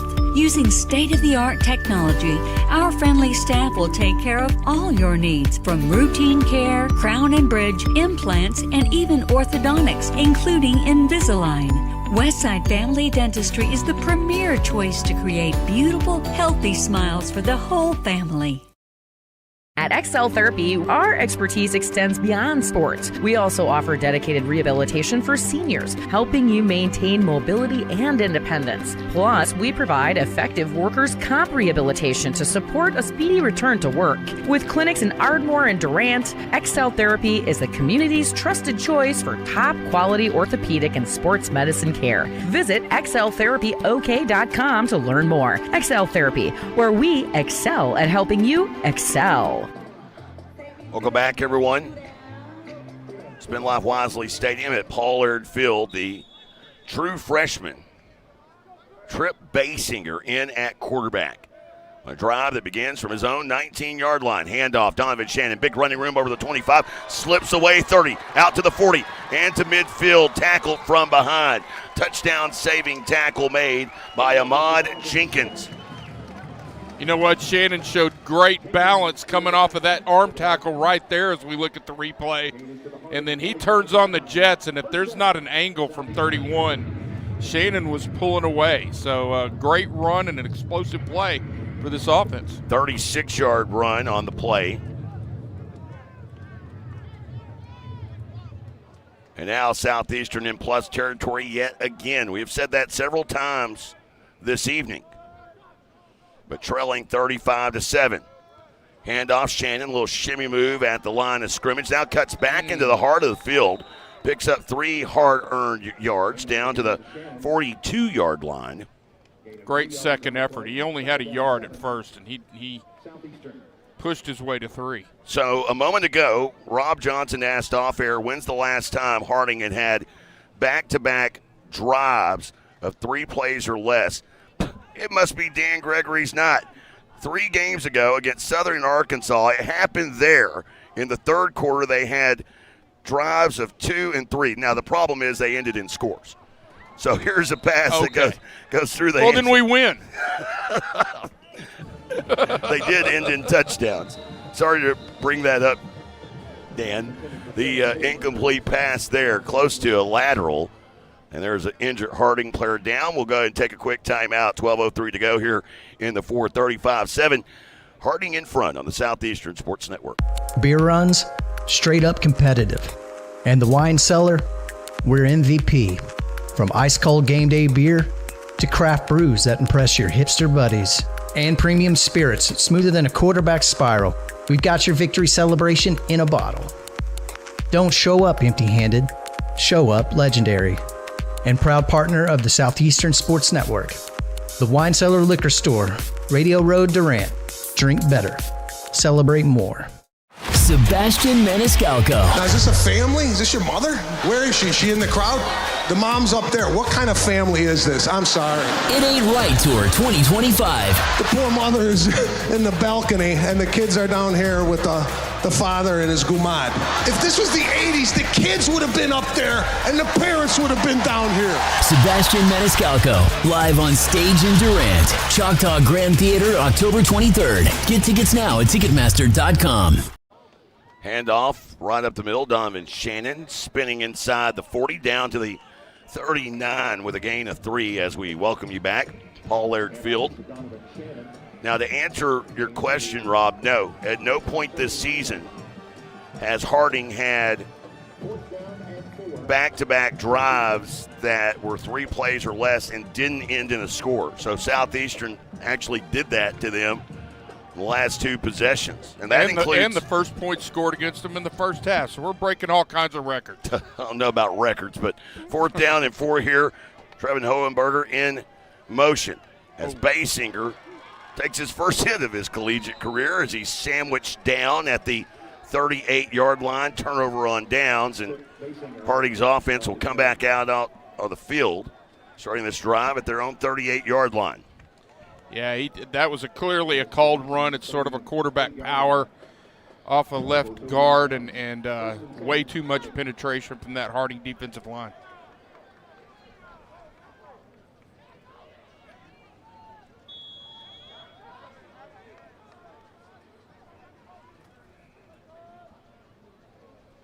So 1st down and 10. And Malik Young still in at quarterback. The backup fullback, Josh Strickland Jr. in. He'll take this right side run. Stumble ahead over the 40, down to the 43-yard line. Gain of 5 on the play. Now we've hit the part of the broadcast where we're kind of playing out the string. 11:05 to go here. Southeastern, it would appear, dropped to 2 and 4. They get Northwestern at home next week before going on the road to Oklahoma Baptist. The backside of this schedule, relatively favorable in the fact that a chunk of these games are at home. You got 2 tough road trips, a night game at Oklahoma Baptist, and then we get to go out and see Dan next to the last week of the season out at Southern Ark. There's Malik Young over the 45-yard line down to the 46, gain of 3 on the play. You would typically say that Harding is content to hand off the ball and let the clock run, but that was the case in the first quarter too. That's just what they do. So this feeds right into their hands, and to your point, I think they're just trying to get out of here healthy. Southeastern in this game has ran more offensive snaps. They've averaged 4.65 yards per play. As here's an offsides on the defense. Swing it out to the right side and a first down after a nifty little move on the far side of the field from Brandon Hines. Flags down. I assume that'll be an offsides and first down either way, it looks like. The 176 rushing yards by Southeastern tonight, the most Harding has allowed this season. The previous high was 119 to Southern Arkansas. Southern Arkansas, the most yards against Harding this season.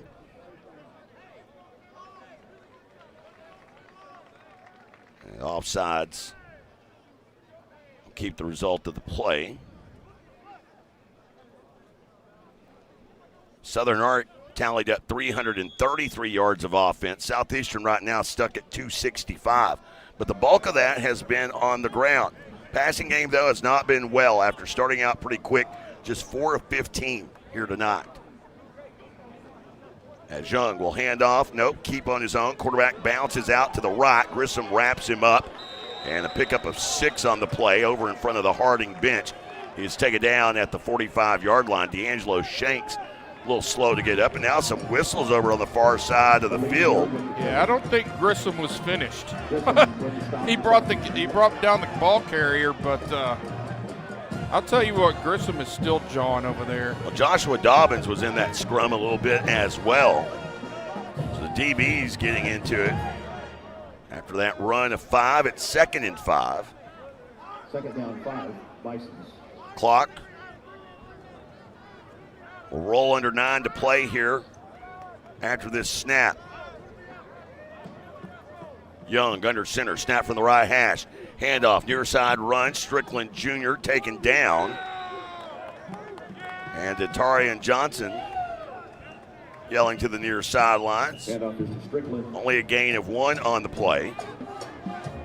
Checking in for Southeastern, Cole McKnight, who'll replace Dobbins in the lineup. Gain to the Southeastern 44-yard line. It is 3rd down. Too many explosive plays in this game, Rob. Harding has racked up 391 yards rushing here tonight. They came in averaging 430, so they're well on their way to matching that clip. And a big part of it, you and I talked about it, the explosive runs in Braden Jay, 8 carries, 180 yards. We'll not see him again tonight.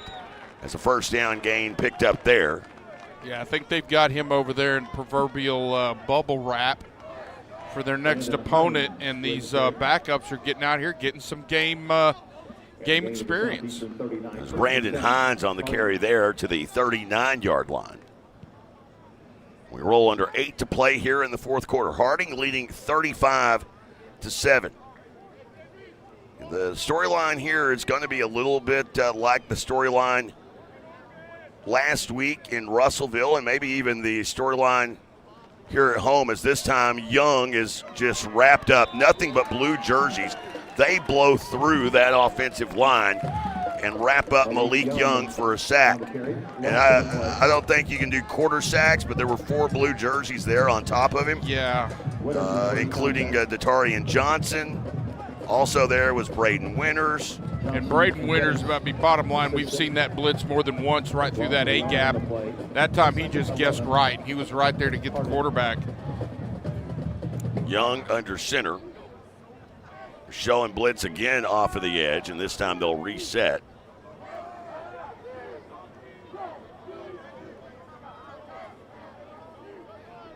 Now perhaps a timeout, and a timeout taken indeed by Coach Paul Simmons. 6:49 to go here in this one, 35-7.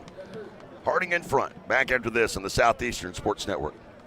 The Choctaw Cultural Center is so... Sparlin Realty is dedicated to achieving your goals and will always do what's in your best interest. For residential and commercial properties, farm, ranch, and land purchases, you'll feel good about your choice of Sparlin Realty. At Sparlin Realty, there's nothing more gratifying than achieving your goals and earning your trust along the way. Whether you're selling your property or buying your dream home, it would be our privilege to assist you.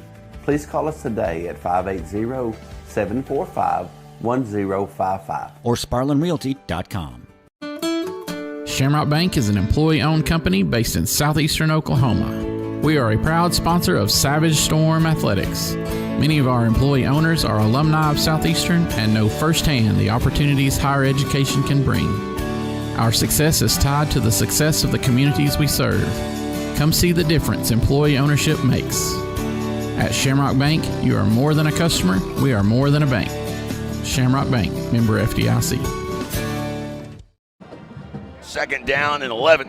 Coach Simmons apparently working out whatever it is he wanted to go over with his young quarterback Malik Young, and a 35-7 lead here for Harding.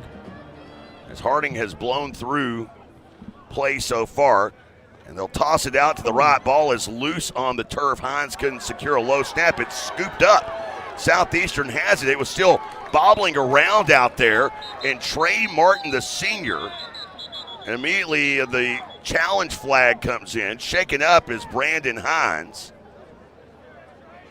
Challenge flag coming from Coach Simmons.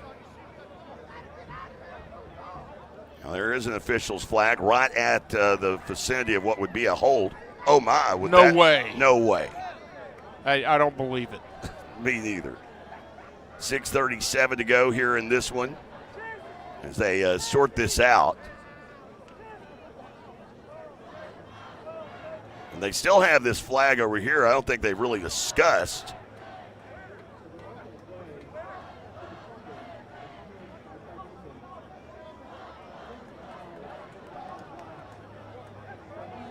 So a personal foul, blindside block on Southeastern. During the return.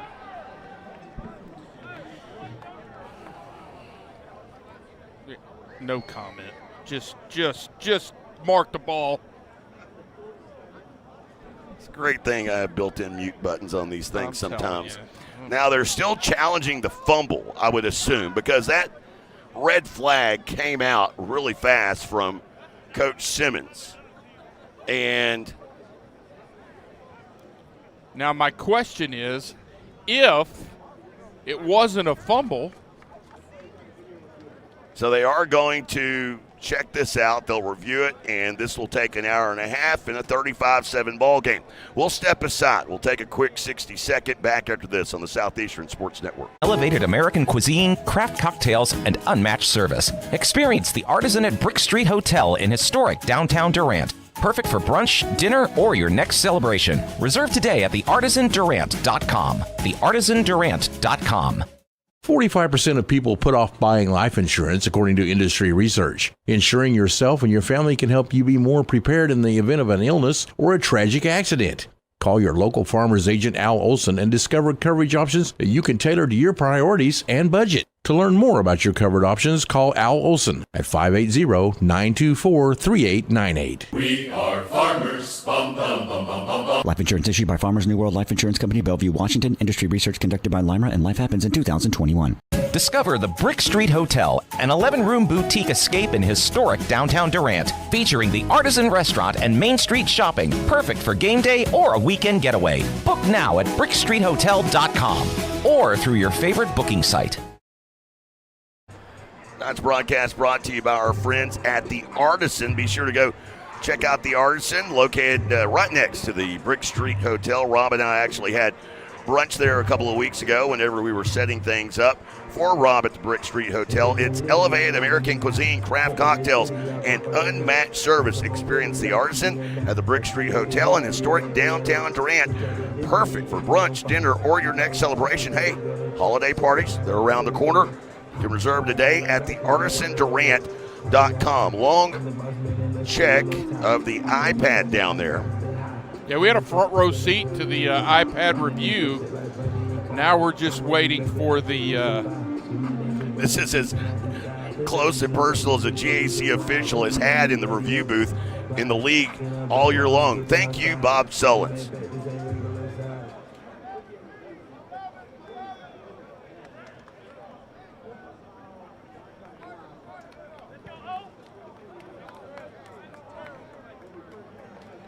So the fumble does stand. Southeastern has the ball. They get a takeaway. And, of course, that blindside block, though, will push it back. And Southeastern will be starting deep in their own territory here. Okay, a little more game experience for the kid. kid. Shouldn't be that deep, about the 28-yard line. So not a bad starting field position here with 6:37 to go. And the true freshman will get another chance for some game action. And another turnover. So interesting, during that whole review, the Southeastern band for some reason was chanting the SpongeBob SquarePants chant down in the corner. Interesting. 6:37 to go on a drive that begins at the 28. And here's the quarterback, Basinger, keeping on his own. A lot going there. Whatever room was there dissipated quite quickly. No gain on the play. Well, I think we had talked a lot about it, but the true freshman, Trip Basinger, he may be the guy down the road for his career. Over 5,100 passing yards, over 1,800 rushing yards. Got injured his junior season, first game of the year. Did not play. His senior year, his team went 11-3. Here's Basinger. Running left side, tornado down, takes a big hit at the 31, pops right back up. Targeting. And that may be the case. Basinger and the quarterback keeper. They're coming over to discuss. There is a flag right at the 31. Good news is the youngster popped right back up.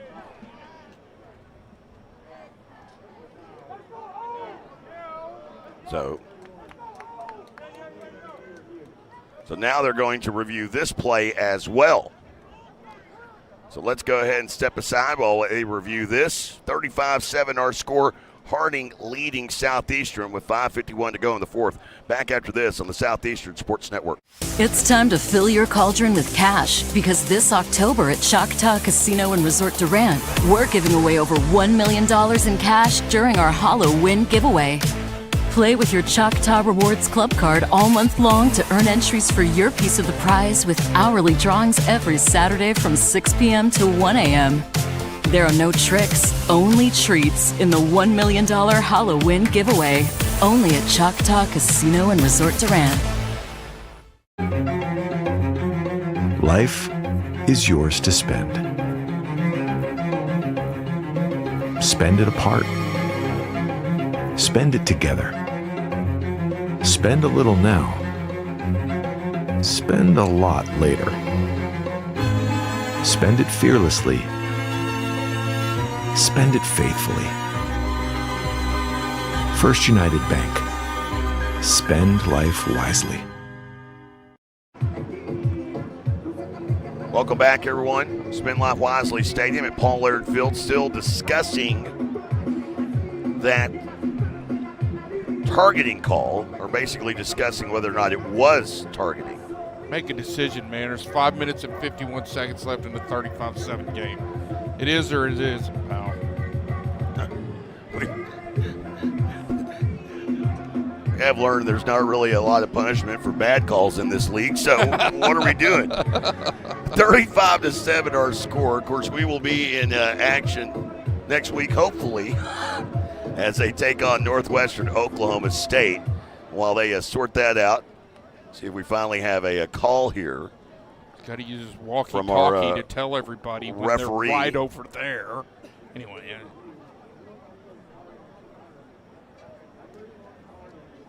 So targeting is the call, and I think this is why I will say they have to get it right. They have to get it right because that's an ejection, and that means he'll miss the first half of the next game.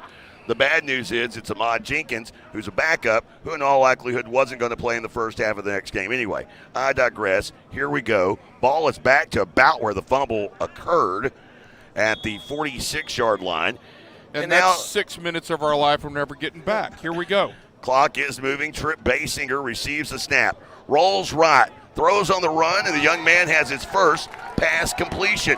Goes to Caden Carter, the 5'10", 160-pound senior out of Hebron High School down the Carrollton ISD. Great job right there, rolling out to his right. It's to his throwing hand. He sees the receiver, puts it right on him. Nice, accurate pass on the run.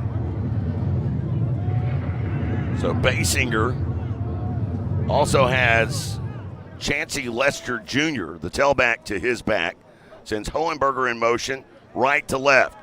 Will now take on his own, try to find a little crease. Gets back to the line of scrimmage.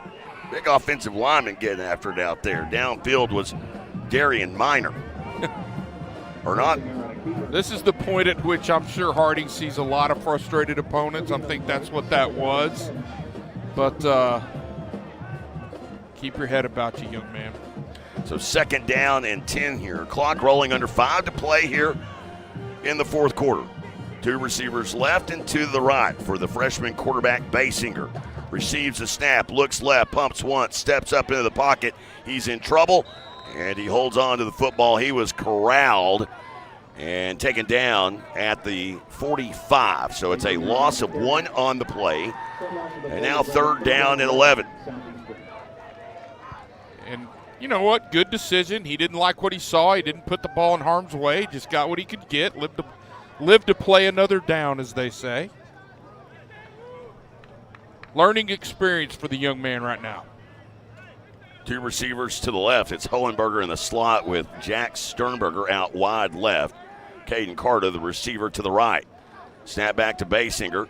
Option look. Tosses it left side and pushed out of bounds over on the far side of the field with his first carry of the season, first carry of his career. 5'10", 190-pound redshirt freshman out of Denton Braswell High School, Jalen Burton. And I heard about Burton actually from Josh Alleman, head coach of Sherman. He saw Burton whenever he was there as the OC coming up through the ranks. Guy that they were excited about.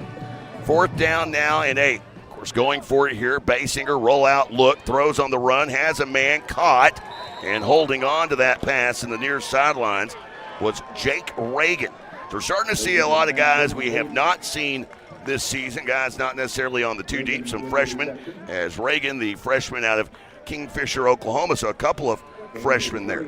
Short of the 1st down. Again, rolling out to his throwing hand, a nice accurate throw on the run, and I like that. Learning experience for the young man. The big thing is you got to run that route beyond the sticks.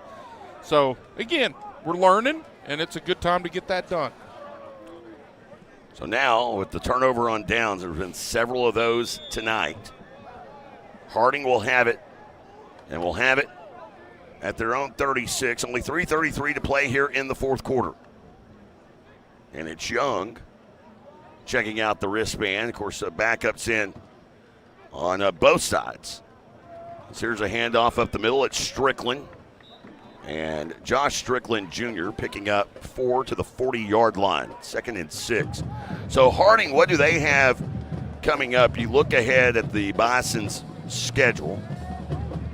After this, they are at Henderson State. Matter of fact, you look at their schedule, I believe it's, they've had a lot of the home matchups. Now they get into the road. They have this road game. It's Henderson State. Then at home against Monticello and Oklahoma Baptist, wrapping up with a road trip to Southern Nazarene. And then, of course, the rival matchup against Arkansas Tech. That game will be played in Russellville. Handoff right side run. Strickland again. This time Prince Dway wrapping him up, bringing him back. And he stopped short of a 1st down. Another 3rd down. So, hey, listen. We've said it all year long. This defense is not going to quit playing. They're going to continue to fight. They're going to continue to bite and scrap. And you've got some youngsters out here getting some chances to play. So it is now 3rd down and 2. They will have to take a snap. They cannot get it to the 2-minute timeout. There's about a 3-second differential between game clock and play clock. Young under center. Will take on his own right side run, falls ahead of the sticks, has a 1st down at the 48-yard line. And that will take us to the 2-minute timeout. 35-7 our score. Harding in front. Back after this on the Southeastern Sports Network. The Choctaw Cultural Center is so much more than a museum. It's an adventure. Hear the living stories of our vibrant people and walk in the footsteps of our ancestors. Understand the ways of the warrior, then let your inner child play. Learn a delicious new skill or eat your fill at the cafe. We can't wait to welcome you into our dance circle. Explore and discover the past, present, and the future of the Choctaw people. Plan your visit today at ChoctawCulturalCenter.com. There's something about Texas and Chevy. The Colorado. The Silverado 1500. Silverado HD, and the Silverado EV. A Chevy lineup designed to tackle what Texans take on every day. It's Chevy Truck Month, and now get $6,350 total value on this Silverado. Plus, Texas residents can get $3,000 bonus cash on Silverado LT models. Today's broadcast on the Southeastern Sports Network brought to you by our friends at Discover Durant. Well, next week is the final week in the Durant Fall Concert Series. And be sure to check that out. They'll be having other events, of course, throughout the year. And be sure to check out the Mix 96.1 and Go Southeastern Facebook page for player profiles. We've got them now dropping for volleyball as well. They're brought to you by Discover Durant. First down and 10, and, of course, Malik Young with a 35-7 lead. They're content to just take a knee, run this thing out. And Harding, they will go off to a 6-0 start. Pretty impressive what they have done over the last couple of years. And it's interesting number there as well. You would think that they have done that more than often than not, but actually it's a little bit of a rarity.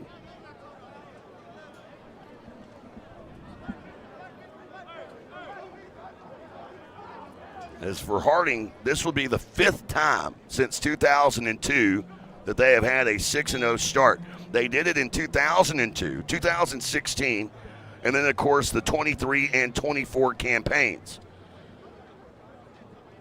And so they will move to 6-0. Southeastern will drop to 2-4, and they'll have Northwestern at home next week.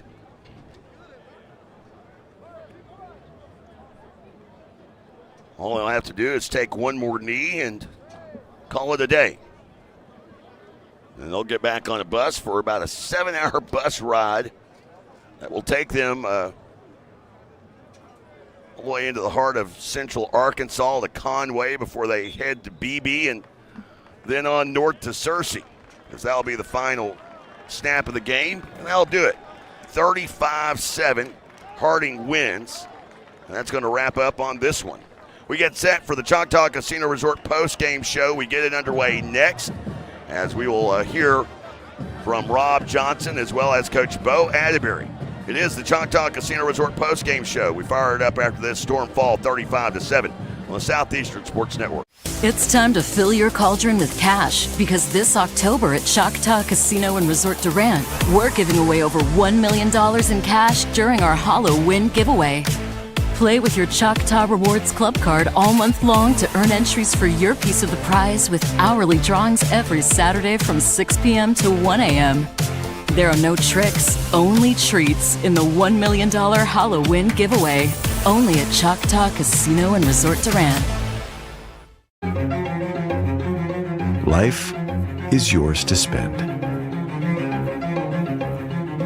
Spend it apart. Spend it together. Spend a little now. Spend a lot later.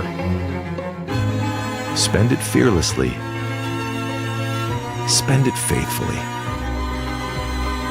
First United Bank. Spend life wisely. Visit Durant, Oklahoma, where the people are just as special as our town. From our bustling Main Street full of boutiques, stores, and recreational shops everyone can enjoy, to our wide variety of family-friendly and fine dining options. You can enjoy cultural experiences at the newly opened Choctaw Cultural Center, or tons of water recreation activities on Lake Texoma. Durant is a weekend of fun waiting to happen. Plan your next adventure at discoverdurant.com. There's something about Texas and Chevy. The Colorado. The Silverado 1500. The Silverado HD. And the Silverado EV. A Chevy lineup designed to tackle what Texans take on every day. It's Chevy Truck Month, and now get $6,350 total value on this Silverado. Plus, Texas residents can get $3,000 bonus cash on Silverado LT models. Welcome back, everyone. Choctaw Casino Resort post-game show. Don't miss out on Halloween. Your chance to win your share of $1 million. You can do that by visiting Choctaw Casino Resort's Durant drawings every Saturday evening, as you can earn entries for those drawings throughout the month. Saturdays in October, it is Halloween. Visit the Rewards Club inside Choctaw Casino Resort Durant to find out more details as we await our post-game conversation with Coach Bo Adbury. Rob Johnson situated down at the 30, and Coach Bo at the 35 hash mark here. And see if we can get him lined up and get this broadcast into the Choctaw Casino Resort post-game show. As let's go ahead and go down to Rob, or wait, let's just wait here for a second. Now let's go down to Rob Johnson, the Choctaw Casino Resort post-game show with Bo Adbury. Rob? You think we're sitting? So Coach Adbury still has some things to discuss there, and now let's go down to Rob and Bo. Rob? Well, Coach, I'm just going to give you a quick question here. It looked like offensively you were able to move the football, just weren't able to capitalize on the opportunities. That's exactly what it was. Okay. Well, what do you do going into Northwestern next week? You got a pair here. We got the best we can get on a bye week in this league, and got two choices. Go get healed up a little bit, be ready to swing, or you can back down, and that's not what we do. So the guys that'll be ready, they'll be there. Let's go. All right, Coach. We'll see you next week. Yep. There's right there Coach Bo Adbury with Rob Johnson. And go ahead and leaving it right here for the Choctaw Casino Resort post-game show as we dive in to Durant Lumber Hard Hat Award winner. Speaking of which, we've got that Traeger Tailgater Grill courtesy of Durant Lumber. 3 ways to enter. One of those ways was tonight. Every home game you can enter in, with the exception of the East Central game. We'll be giving it away along with 4 tickets that Monday. You can also enter in throughout the week.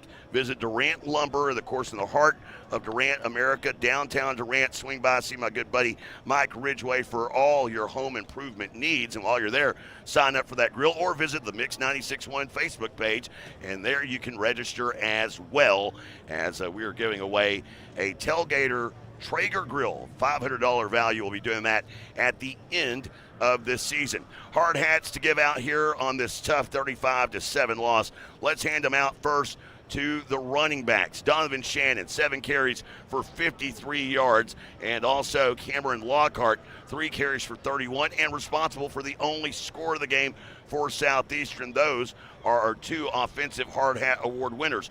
Defensive side of the ball, we've got a couple of winners there, as well as Will Wallace and Prince Dway. Those 2 new career highs in tackles in the game. Wallace with 9 stops on the evening, and Prince Dway with 8 tackles, including 4 solo stops and a tackle for a loss. Those are your Durant Lumber Hard Hat Award winners. Durant Lumber serving the area with quality products at competitive pricing for over 100 years. Family owned and operated in the heart of Durant. It is Durant Lumber, your true value hardware lumber dealer. Of course, coming up, we'll kick it over to Bob. We'll let Bob take you the rest of the way. Of course, we will be back in action next Saturday afternoon. We get the weekend off. We've got some fun things planned for the weekend. As you heard Coach say, a little bit of a mini-bye. And we'll be back on the air next Saturday afternoon, 1:20, a home matchup against Northwestern Oklahoma State. The Rangers riding into Durant, and we'll have it for you right here on the Southeastern Sports Network. For Rob Johnson, I'm Jay Lindley. After this break, Bob Sullivan's taking you through the rest of the Choctaw Casino Resort post-game show. Savage Storm fall hard tonight to number 2 in the nation, Harding, 35-7. Till next Saturday, I'm Jay Lindley saying goodnight and so long, everyone, from Spend Life Wisely Stadium at Paul Laird Field. Steubenville Chevrolet in Durant is proud to support Savage Storm Athletics. And with the same pride, resilience, and strength as Savage Storm fans, Steubenville Chevrolet is proud to be Durant Chevy dealer. When you need a new car, truck, or SUV, the Steubenville team is ready to find your perfect tailgate vehicle. No need to leave town to find what you want. Stay local, buy your Chevrolet the Steubenville way, and go Savage Storm. We recently asked listeners to describe the super nachos off the Taco Casa's super menu. Here are their stories. I love that when you order the super nachos to go, they separate the chips from the toppings into different containers so that I get to have crispy chips. The super nachos, only on the super menu at Taco Casa, located on 1st Street in Durant and southbound 75 in Calera. Taco Casa, Real fresh, real food, real good. Since 1971, Westside Family Dentistry has been committed to enhancing the natural beauty and function of your smile while improving your oral and overall health. Using state-of-the-art technology, our friendly staff will take care of all your needs, from routine care, crown and bridge, implants, and even orthodontics, including Invisalign. Westside Family Dentistry is the premier choice to create beautiful, healthy smiles for the whole family. Craving bold flavors and good vibes? Come on down to El Caporal Mexican Restaurant and Bar, your local fiesta headquarters. Sizzle your taste buds with Tex-Mex favorites, fresh seafood dishes, and don't forget their legendary top-shelf margaritas. Shaken, stirred, and always served with a smile. Whether it's date night, family night, or Margarita Monday, El Caporal is the place to be. El Caporal, where every night feels like a fiesta. Visit today. Taste the tradition, stay for the fun. Well, the final score tonight was 35-7, Harding with a victory in a game that stayed close. It was 21-7 at halftime as we continue on with our Choctaw Casino and Resort post-game show here at let me put that back up on the screen. There you go. 35-7, our final. Let's look at some. No other Great American Conference team was in action tonight. Everybody's going to play Saturday, starting at 1 p.m. with Northwestern State traveling to Henderson and Arkadelphia at 2 o'clock. The rest of the games are at 2 o'clock. Arkansas Monticello at Oklahoma Baptist in Shawnee. Ouachita Baptist at Southern Naz. It's Arkansas Tech at East Central, and Southwestern traveling to Southern Arkansas. So there's one NFL game tonight, Thursday Night Football. It's kind of a shocker. At halftime, the Giants lead the Eagles 20-17. Of course, the Cowboys play on the road at Carolina. That will be a noon kickoff on Sunday. And Major League Baseball, they're in the bottom of the 11th inning. The Dodgers are tied with the Phillies. If the Dodgers win, the series is over. They advance. If the Phillies win, they'll play the deciding game tomorrow. And the Cubs lead the Brewers 3-0. That's only in the second inning. If the Cubs win, they continue on. If the Brewers win, they advance. And I went over the college football schedule. North Texas has sold out their stadium for the first time in a while, hosting number 24 South Florida. That's tomorrow night, a 6:30 kickoff on ESPN2. On Saturday, number 1 Ohio State hosting number 17 Illinois at 11 o'clock on Fox. Alabama at Missouri's 11 a.m. kickoff. Also on the schedule, of course, OU Texas 2:30 on ABC at the Cotton Bowl.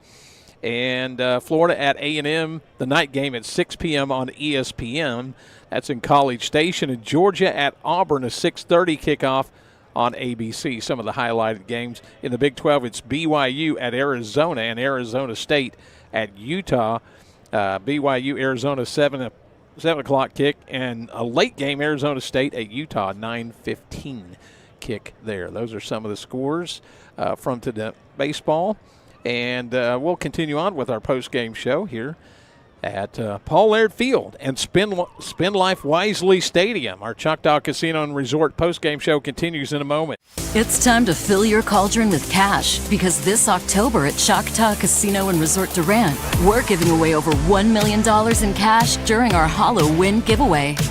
Play with your Choctaw Rewards Club card all month long to earn entries for your piece of the prize with hourly drawings every Saturday from 6 p.m. to 1 a.m. There are no tricks, only treats in the $1 million Hollow Win giveaway. Only at Choctaw Casino and Resort Durant. Shelburne Heating and Air is the choice for all your residential and commercial needs. Service and installation on brands you know and trust. Carrier, Trane, Luxair, Mitsubishi, and American Standard. Shelburne Heating and Air specializes in optimizing the performance of your heating and cooling system. Here to help you improve your indoor comfort. Shelburne Heating and Air, your locally owned heating and air experts. For contact info, visit shelburneheatair.com. Cherokee Communications believes good things come in threes, like 3-pointers, epic movie trilogies, and great home service. That's why Cherokee offers HD TV, high-speed internet, and home phone. And right now, you can get any service or all three for one low cost. Get HDTV, internet, and home phone from Cherokee Communications and score 3 for the home team. Visit CherokeeCom.com today. It is the Choctaw Casino and Resort postgame show. Harding with the victory tonight, 35-7 the final. Look at some of the highlights. The Bison scored on their first drive of the night. As you can, well, this is actually handoff there. Goes for a pretty good gain. Sometimes my highlights kind of have a life of their own. But let's see here. I don't know why. See if I can get this Southeastern play here. Well, Southeastern had a couple of nice offensive plays, long run by Donovan Shannon here. You can see that as he breaks loose. That was in the second half. And that's one of the highlights of the game. I'll try one of these down here. Let's see. Lockhart had a touchdown run for Southeastern. Nope, just not going to. I don't know why those don't work like that, but those are a few of the highlights. I apologize for that, but we'll look at some of the stats from tonight's contest. First of all, the team stats. You know, Harding had a great night running the football. As I go to these real quickly. Oh, somehow the live stats went off already. But pull those up real quick. Total yards, rushing yards in particular, Harding had a 401 total yards, Southeastern with 182, which is good against the Bison's defense. Southeastern only 5 of 16 passing. They only picked up 95 yards passing for a total of 277. The Bisons with 444. And Harding averaged 8.5 yards per play. Southeastern about half of that at 4.4 per play. Southeastern had a couple of interceptions in the second half. I'll throw up some of the individual stats first for the Savage Storm. Take a look at those. As Southeastern quarterback LeVay Duncan was 4 of 14 for 89 yards and 2 interceptions. Kobe Jennings, his top target, he made a couple of great catches. 76 yards receiving. His long went for 47. And the leading rusher was Duncan, too, with 78 yards on 21 carries. Donovan Shannon had 7 carries for 53 yards, so he had a good night. And looking at the Harding statistics real quick light. Throw those on the screen.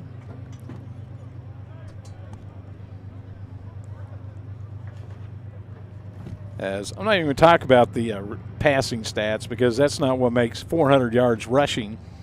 With the big night tonight went to Harding's senior Braden Jay, who had 8 carries. He averaged 22.5 yards a carry at a long of 47 and scored 2 touchdowns, 180 yards on 8 carries. And he was the leader. He had a big run on the first drive, and he scored 2 touchdowns in the contest to lead Harding to the victory. Again, the final score, 35-7, as they took that off the scoreboard real quick like. So we'll take our final break and wrap up the Choctaw Casino Resort postgame show in just a moment. Durant True Value Lumber is more than a hardware store. They're your community partner. From DIY projects to complete home builds, Durant Lumber has everything you need. Quality lumber, plumbing supplies, hardware, that perfect paint color, and all your home and garden essentials. The Durant True Value Lumber staff are your neighbors, always here for you with expert advice. Durant True Value Lumber is in the heart of downtown Durant. Durant True Value Lumber, your Durant family-owned True Value store. Dive into the new Ultimate Trio at your neighborhood Applebee's of Durant, where every combo is a winning play. Pick, mix, and score for just $14.99. Who will you draft? Will it be chicken quesadillas with chipotle lime salsa or boneless wings with house-made ranch or blue cheese? With 10 apps and 10 dips to combine, any combination could be the winning play. The Ultimate Trio, only at your neighborhood Applebee's of Durant, 1001 Westside Drive, open till midnight Sunday through Thursday and open till 1 a.m. Fridays and Saturdays.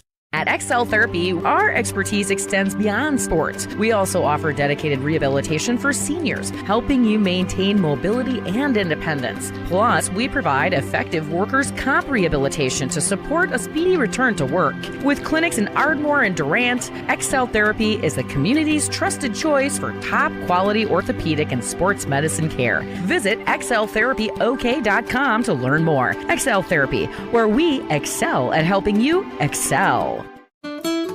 Shamrock Bank is an employee-owned company based in Southeastern Oklahoma. We are a proud sponsor of Savage Storm Athletics. Many of our employee owners are alumni of Southeastern and know firsthand the opportunities higher education can bring. Our success is tied to the success of the communities we serve. Come see the difference employee ownership makes. At Shamrock Bank, you are more than a customer, we are more than a bank. Shamrock Bank, member FDIC. That's going to wrap things up for the Choctaw Casino and Resort postgame show. 35-7, Harding with the victory. Southeastern gets a beautiful orange moon rising in the east. Kind of an early end of this when both teams ran the ball so much it went by rapidly. We hardly ever get done by 9 o'clock, but we are tonight. So no game Saturday, which is a rarity this part of the season for Southeastern. Next in action, they'll be home a week from Saturday to host Northwestern. Thanks for joining us on the Southeastern Sports Network. This has been a Keystone Broadcasting sports presentation. This has been Savage Storm Football on the Southeastern Sports Network. The Savage Storm are brought to you by Choctaw Casinos and Resorts, First United Bank, the Chutta Foundation, in the Choctaw Nation of Oklahoma. Savage Storm Athletics are sponsored by U.S. Cellular, Shelburne Heating and Air, Cherokee Communications, and El Caporal. The Savage Storm are also brought to you by Burridge Law, Westside Family Dentistry, Studeville Chevrolet, and Shamrock Bank. Also sponsoring the Savage Storm, Taco Casa, your local Texoma Chevy dealers, Excel Therapy, and The Wine Cellar. The Savage Storm are brought to you in part by Sparlin Realty, Applebee's, The Artisan at Brick Street Hotel, Buffalo Wild Wings, and Arnett Insurance. The Savage Storm are sponsored in part by Durant Lumber, your farmer's insurance agent, Al Olson, Discover Durant, Blue River Winery, and Green Spray Food Center. Thank you for joining us on the Southeastern Sports Network.